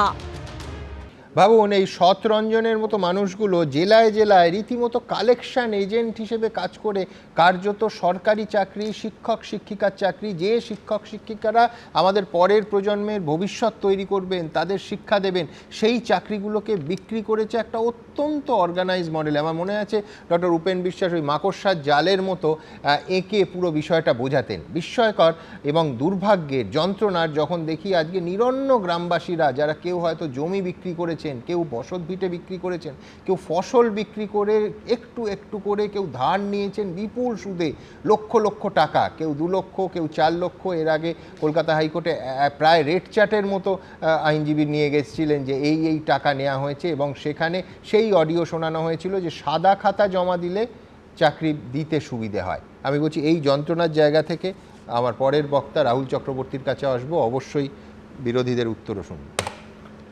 না দেখো, একটা ঘটনা তো সত্যি ঠিকই যে কোথাও তো দাঁড়িয়ে কোনো ঘটনা ঘটেছে, এবং এই ঘটনার ফলে যেটা হয়েছে সেটা এই আমরা এত গ্রেপ্তারি দেখছি, সিবিআইয়ের এত ইনকোয়ারি দেখছি, দীর্ঘদিন ধরে সিবিআই কখনো ইডি দিনের পর দিন গ্রেপ্তার করে চলেছেন। সমস্যা যাদের নাম শুনছি সুমন, আমরা আজ অব্দি কোথাও কোনো প্রমাণ আজ অব্দি পাইনি যে এই লোকগুলো এতে ইনভলভড। মানে কেউ আমি শেষ করি, আমি ইনভলভ কেন বলছি, পরপর দেখেছি আমরা এদের জামিন হচ্ছে, আমি শেষ করি, পরপর এদের জামিন হচ্ছে, পরপর এরা জামিনে মুক্তি পাচ্ছে। আমি বলছি কেউ প্রমাণ দিতে পারেনি, হাইকোর্ট সব বাতিল করলো, সুপ্রিম কোর্ট বাতিল করলো, কেউ কোনো প্রমাণ ছাড়া।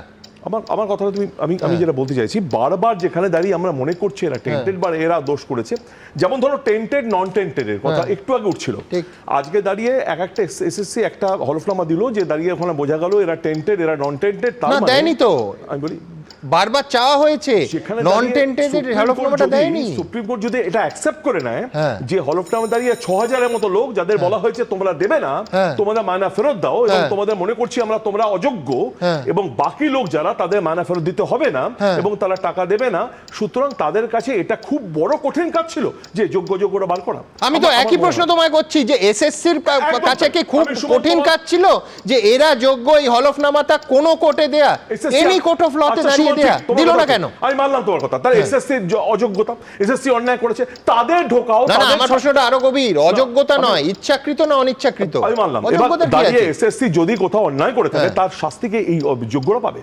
আমার বক্তব্য এখানে দাঁড়িয়ে যে পরীক্ষা নিয়ামক সংস্থা যদি পরীক্ষা নিয়ামক সংস্থা যদি বলে যে এ যোগ্য নয় বা এ যোগ্য, সেই দায় কি সুপ্রিম কোর্ট বা হাইকোর্ট নেবে? পরীক্ষা নিয়ামক সংস্থাকে তো একমাত্র বলতে হবে। দাঁড়িয়ে একই জায়গায় একই ইনস্টিটিউশনে দেওয়া তালিকা, যে 6000-এর তালিকা তারা মনে করছে, আমি তোমাকে আবার বলছি নন টেন্টেড বা তাদের কথা বলা হচ্ছে যে এরা টাকা ফেরত দেবে, এদের মধ্যে কারণ হচ্ছে ওএমআর শিটটা নষ্ট করে ফেলেছে এসএসসি, মিরর ইমেজটা নষ্ট করে ফেলেছে। যা বাকি যে 20,000 তুমি বলছো না এসএসসি তালিকার ভিত্তিতে, এসএসসি তো টেন্টেড করেছে, যদি সেটা মানা হয় তাহলে এটা মানা হবে না কেন? প্রথম কথা। দ্বিতীয় কথা, মনে যদি করা হয় যে এরাই অন্যায় করেছে, এদের বিরুদ্ধে চরম শাস্তি না হোক, ব্যবস্থা না হোক, তার জন্য এই লোকগুলোকে শাস্তি দেওয়া হলো। আমার বক্তব্য সেটাই। সেখানে দাঁড়িয়ে তুমি এটা বলো আমাকে যে এই যে পুরো প্রসেসটা চলেছে, যারাই করেছে, আমি বলছি পার্থ চট্টোপাধ্যায় জেলে জামিন পায়নি, যারা সাজা পাওয়ার তার শাস্তি পেয়েছে, আজকের দিনে দাঁড়িয়ে যে লোকগুলো মানে অন্যায় করেছে এরকম কেউ বাইরে নেই বলছো? আমি দেখো, অন্যায় করলে তো সাজা, আমরা তো বলিনি অন্যায় করলে সাজা দেওয়া হবে না, মানুষের দাবিও করছি না আমরা যে অন্যায় করলে তার সাজা হোক, শাস্তি হোক। কিন্তু সেখানে দাঁড়িয়ে যেটা বলার চেষ্টা করছি আমি, নিট নিয়ে যে প্রশ্নটা একটু আগে উঠলো, যেখানে খুব অল্প সময়ের মধ্যে ব্যাপারটা ডিসকাস করা হলো, সেখানে কি ঘটনা দুটো ভিন্ন রায় হলো কেন? প্রথম কথা তো দাঁড়িয়ে যেটা বললো না একটু আগে বিক্রম, যে এন্টার প্রসেসটা তো ওখানে ক্যান্সেল হয়নি, ও একটা আগের কথা প্রসঙ্গ নিয়ে টেনে দেখা, ওই বিচারপতি ওই সময়েরই, সেটাই বলছি একই প্রসেসে দাঁড়িয়ে যদি সেটাই বলো, তাহলে এইখানে কেন হলো না? আমি যদি উল্টোটা বলি যে এখানে জড়িয়ে ছিল অনেক মাতব্বররা, যারা বড় বড় কেন্দ্রের সরকারের মন্ত্রী শিষ্ট বেষ্টি নেতারা আছে, তার জন্য ভিন্ন ফল হয়েছে, এটা তার জন্য ফলটা আসেনি। তুমি বলছো যে ভারতীয় বিচার বিভাগ তাহলে পক্ষপাত দূষণ? আমি তো না, আমরা তো মনে করছি আমরা রায়টা মেনে নিতে পারিনি, এই রায়টা মানতে পারা হয়নি। কিন্তু তুমি বলছো যে কেন্দ্রীয় মন্ত্রিসভার কথা ভেবে ও ক্ষেত্রে কাজ হয়নি, আর এই ক্ষেত্রে রাজ্যের সরকার বলে ভিন্ন হয়েছে, তাই তো হয়েছে, চোখে দেখতে পাচ্ছি। এটা কষ্ট হলে মেনে নিতে হবে আমাদের যে আমরা দেখছি ভিন্ন হয়েছে আজকে। তাই বলছি যদি দোষ করে থাকে তার জন্য এই লোকগুলো শাস্তি পেল কেন? রাহুল, একটা তফাৎ আছে, নিটে নিশ্চয়ই তুমিও বহুবার আমার শোয়ের অংশ হয়েছো, আমি বলছি একটা বড় তফাৎ আছে, নিটে কিন্তু একবারের জন্য প্রমাণ লোপাটের অভিযোগ ওঠেনি, মেজর ডিফারেন্স এটা। এখানে শুরু থেকে কাভার আপের কথা সুপ্রিম কোর্টের রায়ও উঠেছে। আমি তোমার বলছি, দেখো অদ্ভুত ভাবে শুভেন্দু অধিকারী আজ চিৎকার করে দাবি করছে না মুখ্যমন্ত্রী পদত্যাগ চাই, আজকে 7,000 কোটির কেলেঙ্কারি হয়েছে। তুমি যদি ধরে দেখো, এইখানে দাঁড়িয়ে সবচেয়ে বেশি চাকরি গেছে বোধহয় পূর্ব মেদিনীপুরে, বোধহয় 15,000 বেশি যারা চাকরি পায়নি। পূর্ব মেদিনীপুরে আমি আরো স্পেসিফিক করি প্রশ্নটা, সেটা হচ্ছে শুভেন্দু অধিকারীর জেলা এবং যে সময়কাল, সেটা হচ্ছে শুভেন্দু অধিকারী তখন তৃণমূলে আছেন, সব থেকে বেশি শিক্ষক এবং শিক্ষিকা এবং শিক্ষাকর্মীর চাকরি গেছে, হাইয়েস্ট জেলা মেদিনীপুর। এতক্ষণ ধরে রাহুলদা যেটা বললো, রাহুলদা যদি নিজে বুঝে থাকে তাহলেই বেশি দরকার নেই। এখন কুণাল ঘোষ সরকারকে ডিফেন্ড করছে, মমতা বন্দ্যোপাধ্যায়কে ডিফেন্ড করছে, বিনা পয়সায় লন্ডন ঘুরে গেছে। এখান থেকে রাহুলদাকে লন্ডন ছেড়ে দাও, লাউহাটি অব্দি নিয়ে যায়নি মমতা ব্যানার্জি। আমি বলছি রাহুলদা এত দায় নিতে যাচ্ছে কেন? আমার প্রশ্নটা হচ্ছে, এই যে সরকার এজেন্সি, ল এনফোর্সমেন্ট এজেন্সি তার হাতে, পুলিশ তার হাতে, সিআইডি তার হাতে, এখানে সিবিআইয়েরও দরকার নেই, ইডিরও দরকার নেই। শুভেন্দু অধিকারী যদি দোষ করে থাকতো, মমতা ব্যানার্জি একদিন ছেড়ে রাখতো? অর্জুন সিং কিছু করছে না, তাতেই অর্জুন সিং এর বাড়িতে 4 বেলা পুলিশ পাঠাচ্ছে। শুভেন্দু অধিকারী কিছু করে থাকলে এখানে রাহুলদা চিৎকার করে যাচ্ছে, মমতা ব্যানার্জি ছেড়ে দিত। মমতা ব্যানার্জি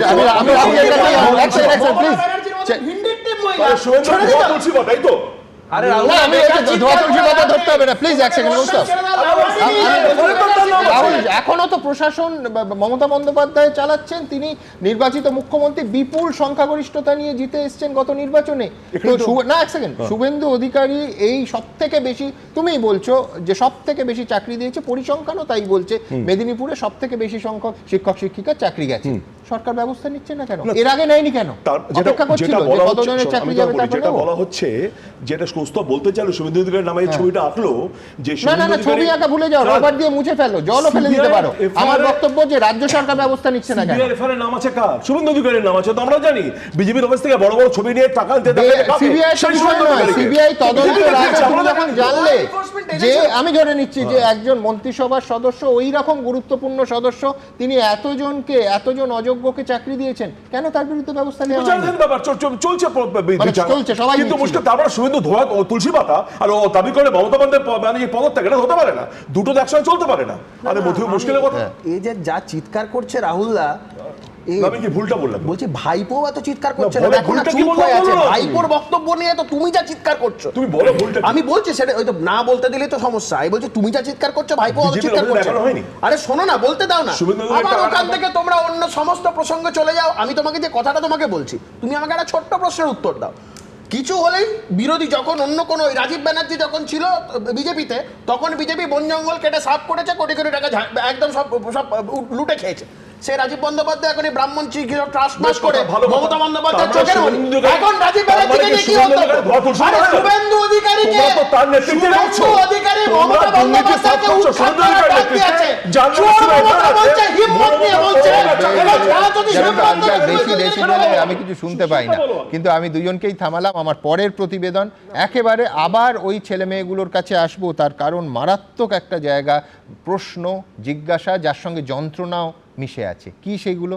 আজকে কত ফোন আমাদের এই নিউজ রুমে এসছে জানেন, যে কবে নতুন করে পরীক্ষা হবে, কবে থেকে স্কুল যাওয়া যারা চাকরি হারালেন তারা বন্ধ করবেন। আমি বলছি শুধু ওই কচিকাচাগুলো ক্লাসরুমে যারা টিচারদের মিস করবে তারা নয়, এই প্রশ্নে গোটা বঙ্গ সমাজে ঘুরছে। রায়ের পর এখনও কোনো ক্লারিফিকেশন বা ক্ল্যারিটি নেই কেন, এই প্রশ্ন রইল আমাদের। পরের প্রতিবেদন। দুর্নীতি হয়েছে স্পষ্ট, অযোগ্যদের চাকরি দেওয়া হয়েছে তা স্পষ্ট, দুর্নীতি ধামাচাপা দেওয়ার মরিয়া চেষ্টা করা হয়েছে তাও স্পষ্ট। কিন্তু দুর্নীতি পরায়ণদের জন্য যোগ্যদেরও কেন এভাবে চোখের জল ফেলতে হবে? এই দায় কাদের? এই প্রশ্নেই এখন তোলপাড় গোটা রাজ্য। এই রায়ের ফলে সবথেকে যাদের খারাপ হলো তারা হচ্ছে যারা বৈধভাবে চাকরি পেয়েছিলেন, আর এর জন্য সম্পূর্ণরূপে দায়ী আমাদের রাজ্যের মুখ্যমন্ত্রীর পদে যিনি বসে আছেন সেই মমতা ব্যানার্জি। আমি যেটা আমার বিভাগীয় দায়িত্ব থেকে বলতে পারি যে আমরা মুখ্যমন্ত্রী যা বলেছেন সেই অনুযায়ী সর্বতোভাবে আমরা বঞ্চিত এবং যোগ্য যারা আছেন তাদের পাশে আমরা সর্বতোভাবে থাকব। যোগ্যদের চোখের জলে ভেসে যাচ্ছে অসংখ্য পরিবার। ভাত কিভাবে জুটবে? ছেলেমেয়ের পড়াশোনা কি করে হবে? ওষুধ কোথা থেকে কেনা হবে? হোম লোন, পার্সোনাল লোনের ইএমআই কিভাবে দেওয়া যাবে? এই সব প্রশ্নের কোনো উত্তর নেই। আর সবচেয়ে বড় প্রশ্ন হলো, চাকরি বাতিলের পর নতুন করে নিয়োগ প্রক্রিয়া কবে শুরু হবে কিংবা কবে শেষ করা যাবে তা স্পষ্ট নয় খোদ স্কুল সার্ভিস কমিশনের কাছেই। Will accept the supreme court judgment. ওরা বলেছে 3 মাসের মধ্যে প্রসেস করতে, আমরা করে দেবো। এটা সবাই বোঝেন যে কোনো নিয়োগ প্রক্রিয়ায় 3 মাসে শেষ হতে পারে না, কারণ পরীক্ষা নিতে হয়। পরীক্ষা নিয়ে তারপরে তার ফলাফল পাবলিশ করার পরে ইন্টারভিউ নিতে হয়। তাহলে কত ইন্টারভিউ নিতে হতে পারে, তাহলে অত ইন্টারভিউ নেওয়া, তারপরে প্যানেল পাবলিশ করা, তারপরে তার কাউন্সেলিং করা, একটা নয় একাধিক। প্যানেলের মেয়াদ থাকে 1 বছর। সুতরাং এটা যে সম্ভব নয়। নতুন নিয়োগে কি নতুনরাও সুযোগ পাবেন, না শুধু চাকরি হারারাই? এখনো জানে না খোদ এসএসসি। সেটাই বললাম, আমাদের যা সংশয় আছে সেটা আমরা অবশ্যই এটা আইনি পরামর্শ অলরেডি ইতিমধ্যে নিয়েছি কালকে, কিন্তু এখনো সম্পূর্ণ চূড়ান্ত সিদ্ধান্তে যায়নি। চাকরি হারা যোগ্য শিক্ষকরা কি স্কুলে যাবেন? স্পষ্ট উত্তর নেই খোদ শিক্ষামন্ত্রীর কাছেই। 17,000 তারা স্কুলে যাচ্ছেন না, তাহলে ক্লাস আমার মনে হচ্ছে যে এই তথ্য ঠিক নয়। বিশেষত গতকাল মুখ্যমন্ত্রী যে বার্তা দিয়েছেন সে বার্তায় পরিষ্কার করে তাদের কি করণীয় বা কি করণীয় নয় সেটা তিনি কালকে তাদের বলে দিয়েছেন। আর আপনারা যে এটা বলছেন, আমাদের কাছে এরকম কোনো তথ্য নেই যে তারা যাচ্ছেন না। আমি তো এরকম কথা বলতে পারি না। হয় প্রশ্নের উত্তর নেই, নয়তো উত্তরের মধ্যে ধোঁয়াশা। চাকরি হারা যোগ্যরা তাহলে যাবে কোথায়? এবিপি আনন্দ। দেখুন, আমি গতকালও বলেছি আমরা প্রত্যেকে চাই যে এই 26,000-এর মধ্যে যত হাজার যোগ্য প্রার্থী আছে তাদের জীবনটা এইভাবে অন্ধকার করে দেয়া যাবে না। উপায় কি? আলোচনা যা হয়েছে সমস্ত তার বেশিরভাগ হচ্ছে যে এই দুর্নীতি এবং তার শেকড় সন্ধান নিয়ে, কিন্তু এই ছেলেমেয়েগুলো, আমাদের ঘরের ছেলেমেয়েগুলো, তাদের সামনে কোনো আলো কি আছে? বর্তমান সাংসদ এবং প্রাক্তন বিচারপতি অভিজিৎ গঙ্গোপাধ্যায় যার এজলাস থেকে মনে করে দেখুন এই শিক্ষা নিয়োগ দুর্নীতির বল গড়াতে শুরু করেছিল, সেই অভিজিৎ গঙ্গোপাধ্যায় আজকে একটা ফর্মুলা দিয়েছেন। তিনি বলছেন যে দলমতের ঊর্ধ্বে উঠে একটা কমিটি তৈরির কথা, যে কমিটির মাথায় শিক্ষামন্ত্রী থাকবেন, মুখ্যমন্ত্রী কমিটি করে দেবেন, তাতে তিনিও থাকবেন। এক্স্যাক্টলি অভিজিৎ গঙ্গোপাধ্যায় ঠিক কী বলেছেন আমি বিস্তারিতভাবে আলোচনার এই অংশে আপনাদের সামনে রাখবো, তারপর তা নিয়ে তৃণমূলের প্রতিক্রিয়া দেখাবো, আলোচনায় আসবো যে আজকের এই পশ্চিমবঙ্গে 2025-এ দাঁড়িয়ে প্রায় সর্বদলীয় বৈঠকের মতো একসঙ্গে একটা দুর্নীতি নিয়ে এই ধরনের কমিটি ফর্ম করে ওই ছেলেমেয়েগুলোর সামনে আশার আলো জাগানো বাস্তবসম্মত কিনা, সম্ভব কিনা। কিন্তু আগে দেখাবো বর্তমান সাংসদ এবং প্রাক্তন বিচারপতি অভিজিৎ গঙ্গোপাধ্যায়ের ফর্মুলা। দেখুন,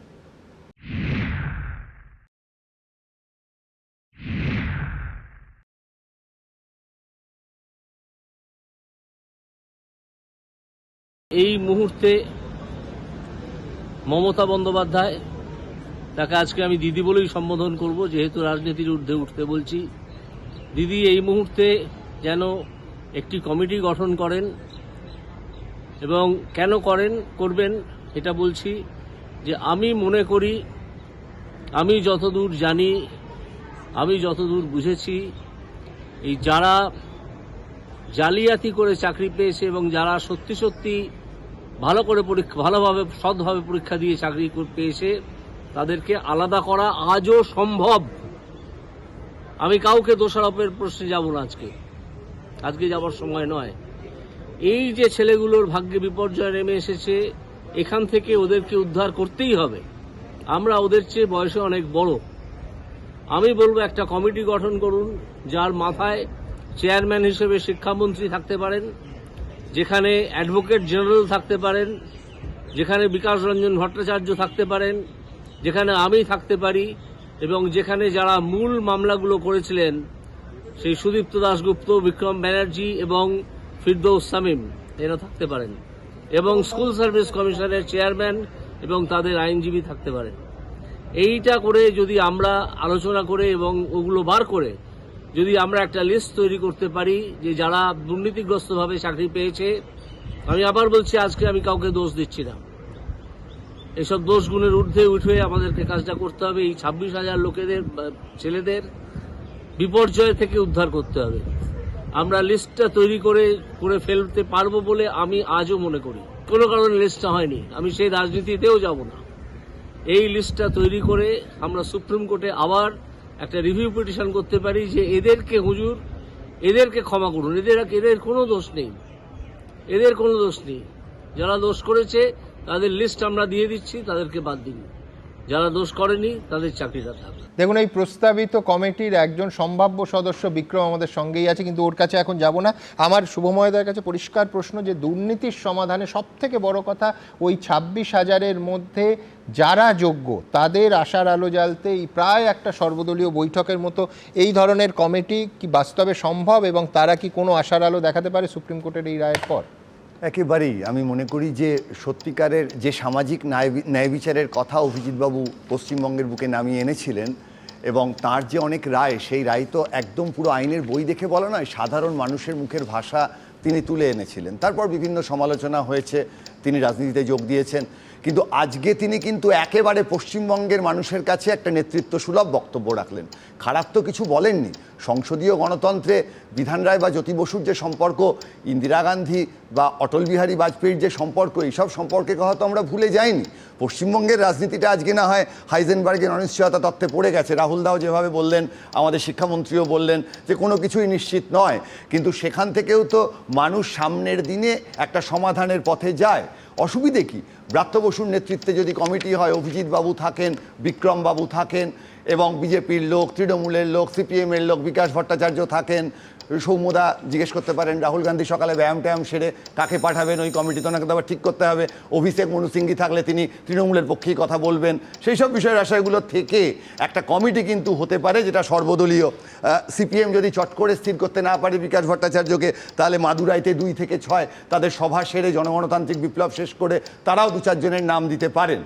এবং কথাটা হচ্ছে রাজনৈতিক নেতারা এত কথা বলছেন, তার বাইরে বেরিয়ে তাদের দায়িত্বের মধ্যে পড়ে এই যে তালিকা থেকে দরকার হলে এদের মধ্যেই আরেকবার পরীক্ষা নিয়ে অনেক রকমের উপায় আছে, একাধিক উপায় আছে, তার পক্ষে বিপক্ষে কথা হবে, অবশ্যই হাইজেনবার্গ আসবে, কিন্তু শেষ পর্যন্ত এই সমাধানের যে পথ অভিজিৎবাবু দেখালেন, এটা কিন্তু পশ্চিমবঙ্গে একজন বাঙালি সত্যিকারের নেতার মতো একটা কথা বললেন। তিনি তো বলতে পারলেন কথাটা, কেন পারবেন না? অসুবিধে কি? সবাই তো বাঙালি, বাঙালিদের তো এই অসুবিধে হচ্ছে। এবং আজকের দিনে যেটা সবচেয়ে গুরুত্বপূর্ণ প্রশ্ন, সেটা হচ্ছে যাদের চাকরি গেল তারা তো বাচ্চা ছেলে মেয়ে, সত্যি কথা বলতে আমাদের মতন বুড়ো লোকদের বয়সের নিরিখে তারা তো আমাদের ছাত্রছাত্রীর মতো, আমাদের ছেলে মেয়েদের মতো। আজকে কিন্তু তাদের নিয়ে যে আলোচনাগুলো হচ্ছে, তারা কাঁদছেন, তারা হতাশা। আমি বলবো না, আমাদের পশ্চিমবঙ্গকে সত্যিকারের আলো তারা দেখাচ্ছেন। হিরোশিমা নাগাসাকিতে বোমাটা পড়ার পর সেই জায়গার জ্বলে পুড়ে যাওয়া মানুষগুলো যখন জাপানকে ওই জায়গায় তুলে নিয়ে যেতে পারেন, আজকে এই সত্যিকারের যারা সত্যিকারের পরীক্ষা দিয়েছেন, সত্যিকারের সুযোগ পেয়েছেন, তারা আজকে যখন চাকরি পাচ্ছেন না, এই যন্ত্রণা বুকে রেখে তারা কিন্তু এখনও সুস্থভাবে তাদের বক্তব্য পেশ করছেন, তারা কাঁদছেন, তাদের চোখের নোনা জল আসছে জীব অবধি, কিন্তু তা সত্ত্বেও কিন্তু তারা কোনো রকম অধিকারের বাধা, কোনো গণতন্ত্রের বাধা পেরিয়ে একটা কথা বলেননি। তারা কি বলছেন? তারা বিশ্বাস রাখছেন সংসদীয় গণতন্ত্রের ওপর। তারা বলছেন যে চলুন আমরা আবার চেষ্টা করি, কোর্টে যাই, জজ সাহেবদের কাছে যাই, আবেদন করি। সেই জায়গায় অভিজিৎবাবু যে কথাটা বলেছেন সেটা তো সত্যিকারের তার পরিপূরক। এবং এই জায়গায় বলতে হবে, এই যে 16, 17, 18 হাজার আমাদের শিক্ষক যারা এই পরিস্থিতির মধ্যে দিয়ে যাচ্ছেন, এই সত্যিকারের মানুষগুলো যারা সত্যিকারের পরীক্ষা দিয়েও এই একটা বিশাল দুর্ঘটনার মুখে পড়েছেন, যে দুর্ঘটনায় গাড়ির ব্রেক গন্ডগোল করে দিয়েছে রাজনৈতিক দলের নেতারা, তারা এখন কে কোন দলে আছেন আমরা জানি না।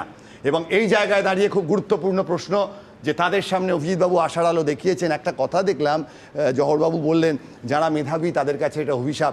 আমার মনে হয় তৃণমূল কংগ্রেসে বা চিত্তরঞ্জনবাবু কোন চাপে দায়িত্ব নিয়েছিলেন জানি না, তারা যখন ছিলেন এই সরকারের সঙ্গে, তারা ভেতরে থেকে, আমরা বারবার দেখি উপেন বিশ্বাস মহাশয়, তারা যখন ভেতরে ছিলেন, আজকেও যারা ভেতরে আছেন, তৃণমূল কংগ্রেসের প্রচুর মানুষ আছেন যারা ভালোবেসে ওই দলটাকে সমর্থন করেন। সেই মানুষগুলো ভেতরে থাকাকালীন চিৎকার করুন। আপনারা ছেড়ে দিয়ে বেরিয়ে এসে যখন বলেন না, তখন তার জোর কমে যায়। নৃপেন চক্রবর্তী মহাশয় যখন সিপিএম ছেড়ে বেরিয়ে এসে বলতেন, তখন সেই জোরটা আর থাকতো না।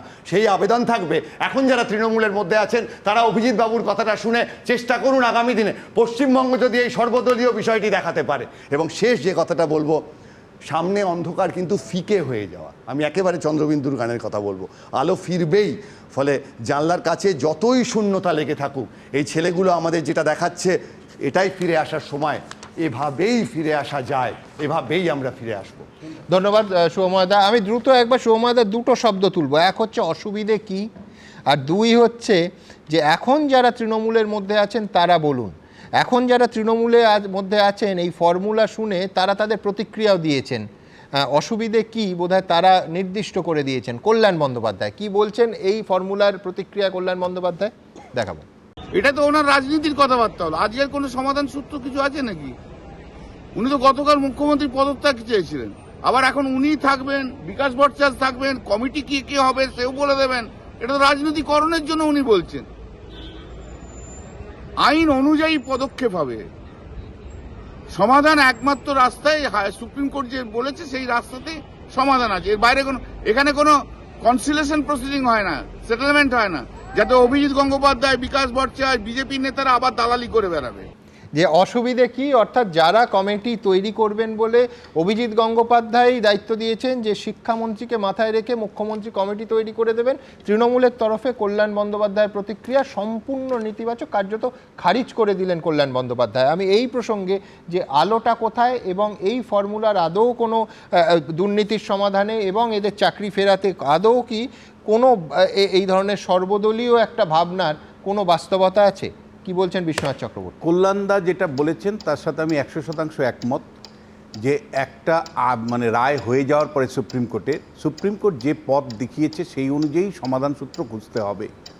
এবং বিভিন্ন কোর্টের মধ্য দিয়ে যখন আমরা টেন্টেড এবং নন টেন্টেড মানে যারা যোগ্য এবং অযোগ্য আমাদের মধ্যে বিভাজন করতে পারিনি, ফলে নতুন করে আমরা কি করে আবার বিভাজন করব, আর যদি সেই প্রক্রিয়ার মধ্যে ঢুকে কেউ, তাহলে সাপ্রেশন অফ ফ্যাক্টের দায়ে কিন্তু দোষী হবে।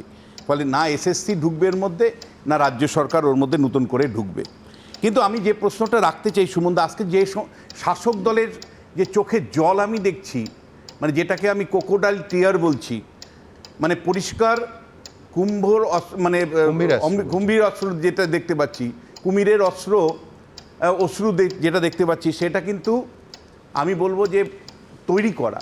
কেন তৈরি করা বলবো, যে যখন দিনের পর দিন এই মানে চাকরি প্রার্থীরা রাস্তার মধ্যে বসেছিল, দিনের পর দিন যখন তারা ন্যায় বিচার চেয়েছে, তখন রাজ্য সরকার সামান্যতম তাদের মুখের দিকে তাকিয়েছিল।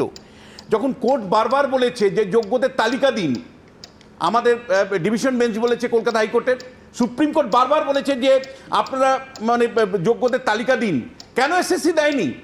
এসএসসি দেয়নি না, এসএসসিকে দেওয়ানো হয়নি। তার কারণ যোগ্যদের তালিকা যদি দিত তাহলে কোর্ট বিচার করে অযোগ্যদেরকে বাদ দিত। আর এই অযোগ্যরা লক্ষ লক্ষ কোটি কোটি টাকা তৃণমূলের নেতাদের দিয়েছে। ফলে তৃণমূলের নেতাদের যে বিপুল পরিমাণে টাকা দিয়েছে তার টাকা ফেরত চাইবে, শুধু তাই নয়, বেআব্রু হয়ে যেত। আমি আপনাকে বলছি, জেলায় জেলায় তৃণমূলের নেতারা বেআব্রু হয়ে যেত এবং টাকা কোন পর্যন্ত পৌঁছেছিল সেটা বেআব্রু হয়ে যেত। সেই জন্য সচেতনভাবে এই রাজ্য সরকার, এই তৃণমূল সরকার, এই মমতা বন্দ্যোপাধ্যায় সরকার মানে একেবারে যারা টেন্টেড অর্থাৎ যারা টাকা দিয়ে ঢুকেছে এবং যারা যোগ্য তাদের মধ্যে বিভাজন করেনি।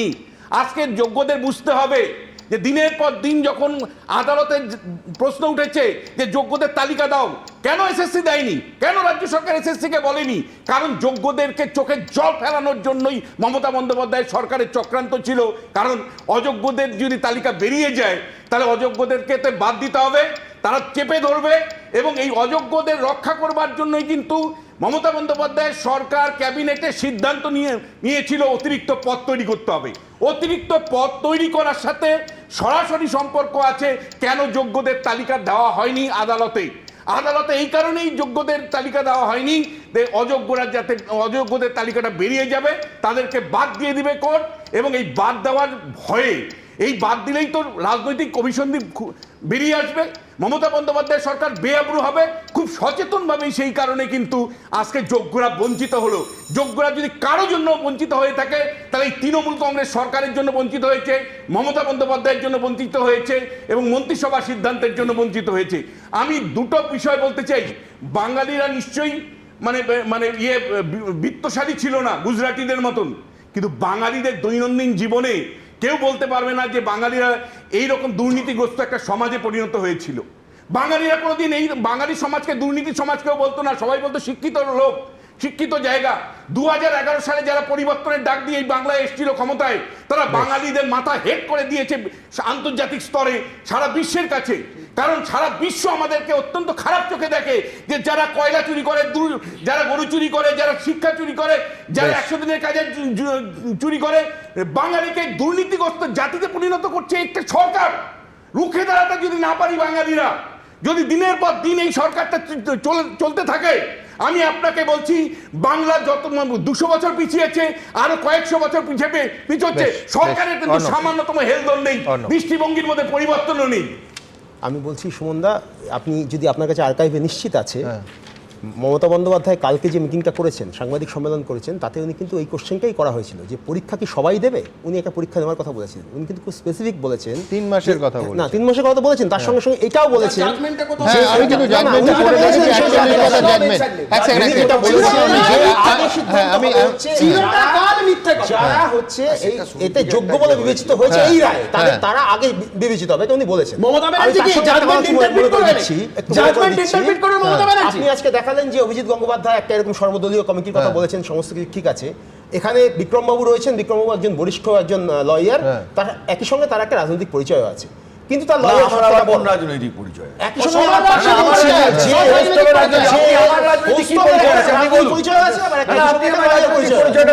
আপনি কাল থেকে একটা জিনিস লক্ষ্য করুন, এই যে এত বড় একটা ঘটনার পর যাদের যোগ্য বলে বিবেচিত করেছে সুপ্রিম কোর্টই করেছে এবং যাদের চাকরি চলে গেছে, এটা যে কত বড় একটা মানবিকভাবে কত বড় একটা সেটব্যাক এবং তার ফলে যে কতখানি চোখের জল ঝরার জায়গা আমি কোথাও আমি বলছি শুনে নি সবারটা এখন সেই সময় বিজেপি এরা দল করে যে আমরা এদের মমতা ব্যানার্জি মমতা ব্যানার্জি গান্ধী মূর্তি এইটা যখন 2018 সালে কেন হয়েছিল এদের আজকে একইভাবে তারপরে অধিকারী কালকে বলেছেন যে এই 20,000 পাশে আমরা থাকবো বেশ খুব দ্রুত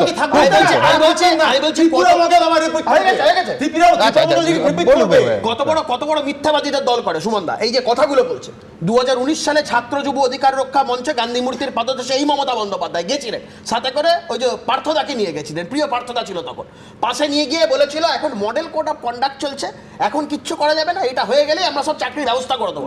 আমি বলছি যারা তারা তখনও বসছিল তারা এখন অবধি বসে আছে। এক নম্বর। দ্বিতীয় এই যে এতগুলো কথা বলছেন না, এই যে পশ্চিমবঙ্গে এই যে গুলিয়ে দেওয়ার রাজনীতিটা মমতা বন্দ্যোপাধ্যায় করছেন, এর হিসাব গুলিয়ে দেওয়ার রাজনীতি আপনি এটাকে ইস্যু করছেন ভোকে ইস্যু করছেন মানুষের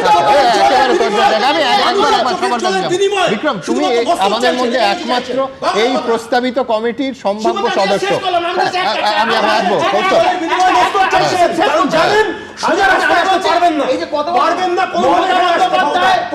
মানুষের চোখের জলে পৃথিবীটা এখনো শুধু তৃণমূল আর বিজেপিতে ভরে যায়নি, হ্যাঁ বাইরেও একটা অবস্থান আছে। দুজনকে বিক্রম না আমি এদিকে যাবোই না, অডিও অফ করা হোক। কেন ইস্যু করছো? না আমি যেটা বলতে চাইছি, দেখুন জাস্টিস কিচ্ছু গঙ্গোপাধ্যায় শুনতে পাচ্ছেন না মানুষ। জাস্টিস গঙ্গোপাধ্যায় আইন জগতের একজন দিকপাল ব্যক্তিত্ব। তিনি দীর্ঘদিন হাইকোর্টে প্র্যাকটিস করেছেন এবং তিনি একজন বিচারপতিও ছিলেন। তার তরফ থেকে তিনি একটি প্রস্তাব রেখেছেন। এখন এই প্রস্তাবে রাজ্য সরকার সায় দেবে কিনা সেটা রাজ্য সরকারের উপর। তবে সম্ভব কিনা বলো না আমি বলছি, আমাকে বলতে দিন। দেখুন এই প্রস্তাবে সব পক্ষ মিলে কিন্তু এটা স্যাগ্রিগেশন করা যদি সঠিক প্রচেষ্টায় যায়, এটা স্যাগ্রিগেশন করা যেত যদি single bench division bench supreme কোর্টেও। এখন আমি বলিনি যদি রাজ্য সরকার প্রচেষ্টা নেয় তারপরে সেটা নিয়ে কোথায় আদালতে যাবে না কোথায় যাবে সেটা পরবর্তীকালে চিন্তা করা যাবে। আদালতে যাওয়াই যেতে পারে এটা নিয়ে, কিন্তু সমস্যাটা এখানে একটা জিনিস উঠবে। উনি যে প্রস্তাবটা দিয়েছেন এটা একটা কমিটি করে, সে যাকেই রাখুক, সে আমাকে রাখতে হবে কি অন্য কাউকে রাখতে হবে সেটা বিষয় না, করে পুরো জিনিসটাকে স্যাগ্রিগেট করে আদালতের কাছে আবার যাওয়া যেতে পারে। এই যে একবারে প্রভিশন আইনে নেই এটা কিন্তু নয়, রিভিউ আছে। এক মিনিট রিভিউ আছে, রিভিউ পিটিশন হয়, রিকলিং অ্যাপ্লিকেশন হয়, আদালতে হয়, এটা কিন্তু আদালত সম্মত হয়। আদালতে কিউরিটিভ পিটিশন হয় সুপ্রিম কোর্টে, কিউরিটিভ পিটিশন। আমি আরবিট্রেশনের একটা মামলা জানি, আরবিট্রেশন প্রসিডিংয়ে হেরেছে, ডিভিশন রিট পিটিশনে হেরেছে, ডিভিশন বেঞ্চে হেরেছে, সুপ্রিম কোর্টের রায় হয়ে গেছে, তারপরে কিউরিটিভ পিটিশনে সেটা পুরো চেঞ্জ হয়েছে। এটা হয় না একেবারে সেটা নয়, কিন্তু তিনি একটা প্রস্তাব দিয়েছেন। এই প্রস্তাবে একটা সমস্যা আছে, সেই সমস্যাটা যেটা আমি ব্যক্তিগতভাবে ফিল করি, আমি আইন নিয়ে এখানে কথাটা বলছি না, ফ্যাকচুয়ালি রাজ্য সরকারের তরফ থেকে কতটা সঠিক তথ্য তারা দেবে এটা একটা ব্যাপার আছে। রাজ্য সরকার কমিটি ফর্ম করবে কিনা একটা সাধারণ মানুষের ন্যায় বিচারের প্রশ্ন আছে। অভিজিৎবাবু যে কথাটা বলেছেন, এবং সেখানে যদি কোনো গোপনীয়তার জন্য বলা যাবে না ঢাকে ঢোলে কাঠি আর উলু দিতে মানা, এতদিন ধরে সবাই সব জানে, তৃণমূলের নেতারা পর্যন্ত বলছেন এর মধ্যে গোলমাল হয়েছে, তাহলে এর মধ্যে গোপনীয়তার কথার জন্য বা আইনের জন্য, আইন তো শাসক ঠিক করে, আইন তো ঠিক হয় শাসক দিয়ে, আইন তো শাসক ইন্টারপ্রেট করে। এই যে বাচ্চাগুলোর জন্য অভিজিৎ বাবু যে ডাক্তার দিয়েছেন, আজকে রাজনৈতিক দলগুলো একসঙ্গে বসতে পারবে না কেন? এই প্রশ্ন বারবার উঠবে। সবাই সিপিএম কংগ্রেস আমি বলছি আবেগের জায়গা নেই, সর্বদলীয় বৈঠক করারও জায়গা নেই। পরিষ্কার করে আমি বলছি দুটো তিনটে জিনিস এখানে। একটা হলো যে রিভিউ পিটিশন মানে কিন্তু কমিটি তৈরি করা নয়। আমি আমার মতন একটা কমিটি তৈরি করে সুপ্রিম কোর্টে গেলাম, যে দেখো আমি কমিটি সর্বদলীয় কমিটি করেছি, এবার তদন্ত করব, এটা হয় না। সরকারের তরফ থেকে দ্বিতীয় দেখো সেটা হলো বিভিন্ন স্তরের মধ্য দিয়ে আপনি বারবার দেখেছেন যে মানে কাকড় এবং চালকে আলাদা করা যায়নি, এবং সুপ্রিম কোর্ট শেষ পর্যন্ত সিদ্ধান্তে এসেছে যে এটা আলাদা করা যায়নি জন্য, যোগ্য অযোগ্যদের মধ্যে আলাদা করা যায়নি জন্য সুপ্রিম কোর্ট শেষ বিচারে বলেছে যে না আমরা পারছি না। এটা ঠিক, মানে চূড়ান্ত অবস্থান সুপ্রিম কোর্ট। যদি সদিচ্ছারই প্রশ্ন থাকে, এত যে সুন্দর ইয়ার সুদিং শুনতে খুব ভালো লাগছে, কিন্তু এতই যদি সদিচ্ছা থাকতো তাহলে তো এই জিনিসটা আগেও করা যেত। কেন করা হয়নি? তা লিঙ্গার করা হয়েছে এই জন্যই যে পুরো ব্যাপারটা ধামাচাপা দেওয়ার জন্য। এখন আনার্থ যদি হয় তাহলে যে রাঘব বোয়ালরা ধরা পড়বে তাদের কাছে আপনি চাইছেন যে সর্বদলীয়।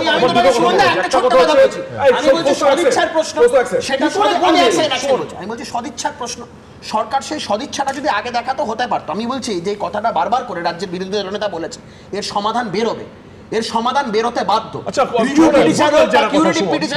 সমস্ত কিছুর মাধ্যমে এবং 26 সালে নতুন সরকার প্রতিষ্ঠা হওয়ার পরে ওদের আলো জ্বালতে গেলে এই রাজ্যে বিজেপির সরকার প্রতিষ্ঠা করতে হবে।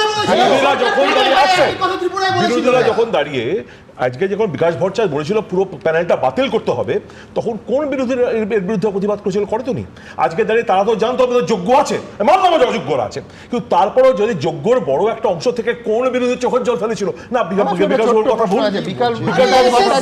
হাইকোর্ট এবং সুপ্রিম কোর্ট দুটোই নিয়ন্ত্রণ করেন। আজকে দাঁড়িয়ে যে ত্রিপুরা দাঁড়িয়ে বিকাশবাবু অপোজ করেছিল। কথা বলবো না, আমি আমার সোজা পরের প্রতিবেদনে চলে যাব, যেটা পরিষ্কার একেবারে যে চাকরি পাওয়ার। দেখুন এর আরেকটা অঙ্কও আছে, সেটা হচ্ছে ধরুন একেবারে এসএসসি বা সিবিআই যে তথ্যগুলো দিচ্ছে 6000, কেউ বলছে 8000, তারা হচ্ছে অযোগ্য। অর্থাৎ সোজা কথায় চাকরি বিক্রি হয়েছে এবং তারা সেই চাকরি, তারা অযোগ্য চাকরি কিনে ওই শিক্ষকের সম্মানীয় চেয়ারটাতে গিয়ে উঠে বসে পড়েছে। যতজন এই সংখ্যাটা হয়েছে ততজন, তার থেকে অনেক বেশি, 22 লক্ষ বোধহয় পরীক্ষার্থী ছিল, অনেক বেশি, সেই অন্তত ততজন তাদের শিক্ষক শিক্ষিকার ন্যায্য মেধার ভিত্তিতে পাওয়া চেয়ারটা থেকে বঞ্চিত হলো। এই নিয়ে একটা আন্দোলন চলছিল। অর্থাৎ এখানে বঞ্চিত হচ্ছে একদিকে যেরকম নিঃসন্দেহে যোগ্যরা, সেই রকম অযোগ্যদের ঢোকার জন্য অনেক যোগ্য, অসংখ্য যোগ্য যারা ওই চেয়ারটাতে বসতে পারলো না, তারাও তো বঞ্চিত। আমরা কিন্তু যারা রাস্তায় আন্দোলন করছে তাদের কথাও ভুলে যাইনি, প্রায় প্রতিদিন তাদের কাছে গেছি, আজকেও গেছি, যে এই রায়ের প্রেক্ষিতে তারা কি ভাবছে।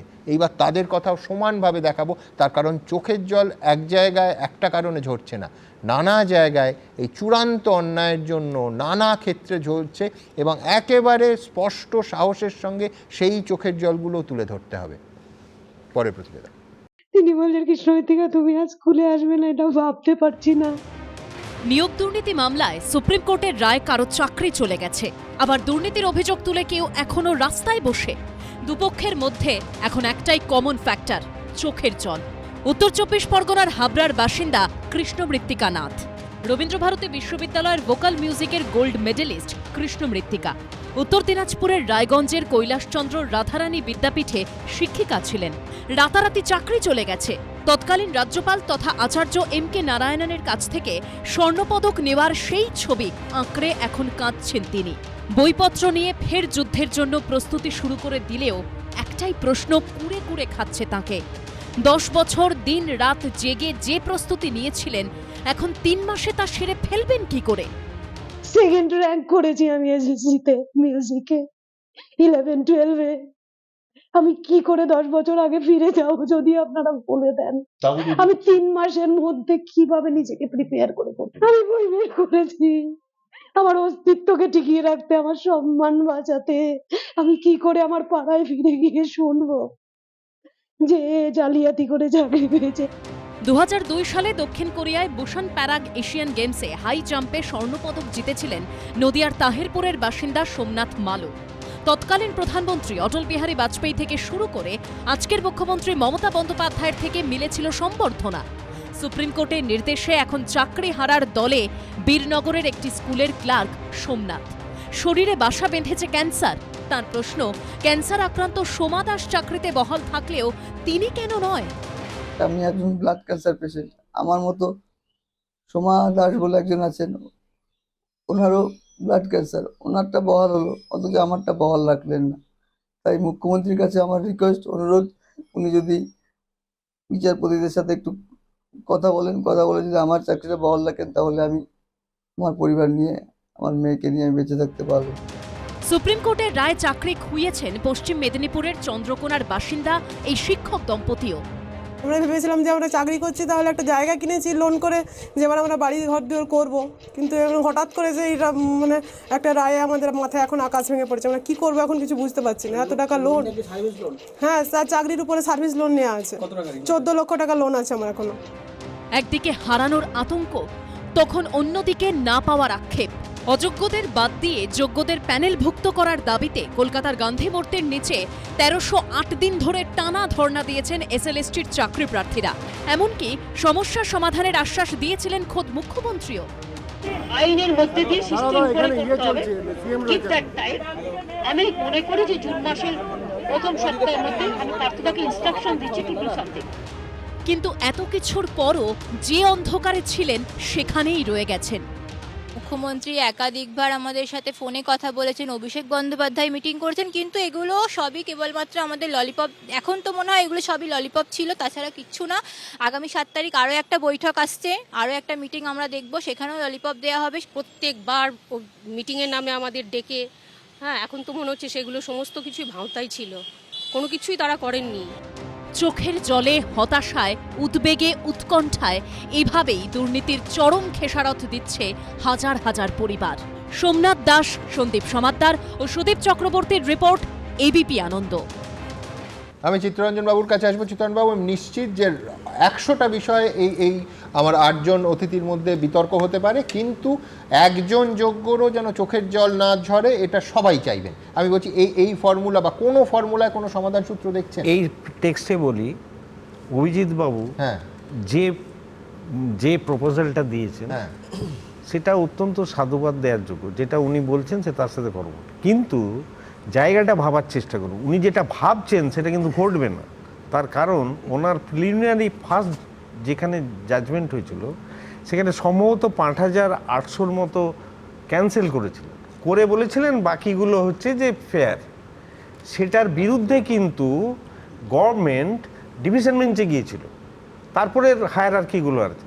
উনি যে আশাটা উনি ভাবছেন যে মমতা বন্দ্যোপাধ্যায় বা তার টিম এত চাপে আছে যে 5800-তে উনি রাজি হয়ে যাবেন, উনি মধ্যে সেটা হওয়ার নয়।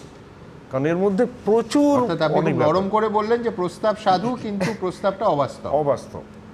আমিও ওনার সাথে খানিকটা একমত চিত্তবাবুর সাথে যে প্রস্তাবটা সাধু, একেবারে আইনে পসিবল না সেটা না, কিন্তু সেই প্রস্তাবটা যখনই আসবে আমরাও তো এই মামলা স্টেক হোল্ডার, আমাদেরকে তো একটা কপি দিতে হবে। যাই প্রস্তাব হোক, জন কমিটি হোক, সুপ্রিম কোর্টে ধরুন হিয়ারিং হচ্ছে, আমরা একটা পাবো।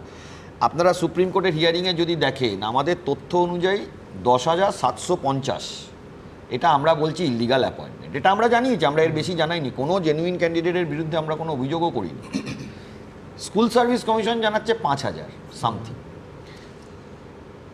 সিবিআই কত জানাচ্ছে? সিবিআই ফিগারটা জানাচ্ছে হলো 9,000, 8,000 সামথিং, অ্যাপ্রক্সিমেট 9,000। তাহলে তিনটে ফিগার মিললো না, এটা হলো ফার্স্ট। স্কুল সার্ভিস কমিশন কোনটা মেনলি দেখালো না?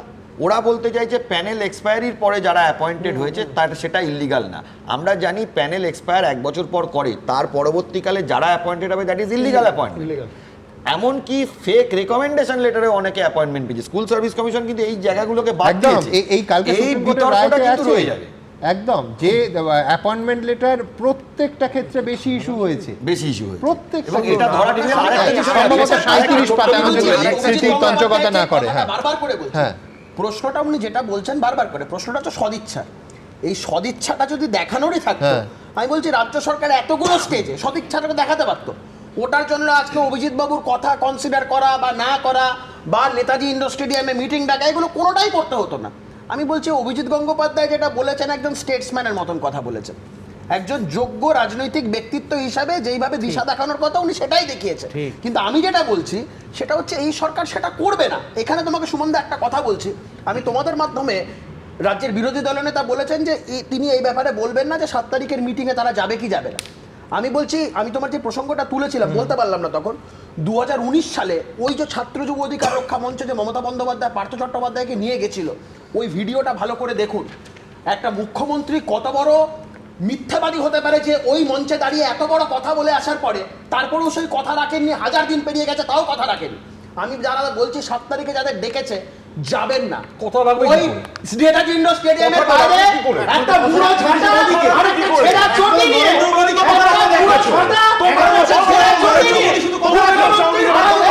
ওই নেতাজি ইন্ডোর স্টেডিয়ামের বাইরে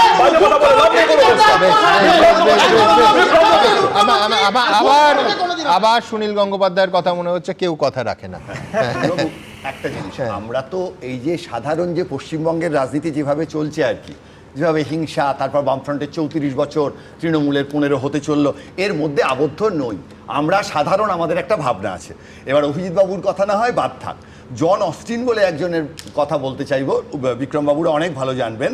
তিনি বলছেন law is doctrine of the sovereign backed by legal sanction. আইন হলো সার্বভৌমত্বের মতবাদ যা আইনি অনুমোদন দ্বারা সমর্থিত। আজকে যখন কমিউনিস্টরা জিতেছিল রাশিয়ায়, তার আগে যে আইন ছিল তারপর আইন বদলেছে। আজকে বিজেপি ক্ষমতায় আসার পর আইন বদলেছে। একজন রাজনৈতিক নেতা একটা ডাক দিয়েছেন, ডাকে কি বলেছেন?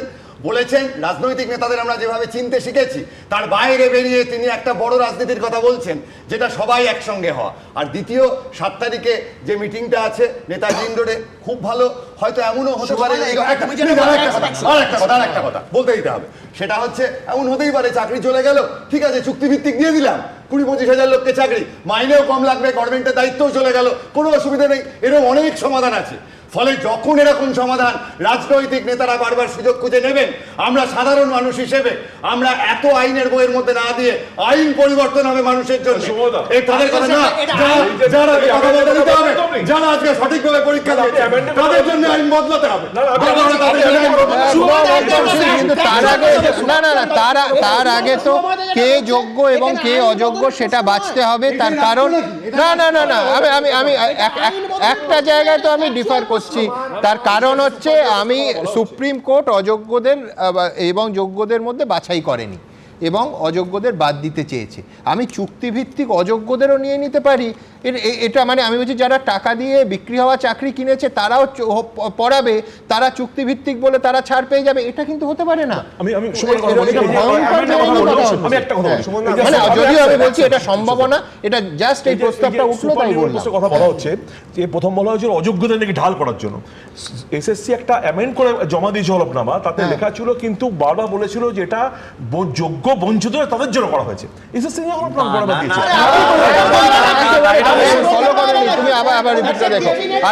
আমি এইখান থেকে সবাইকে থামালাম।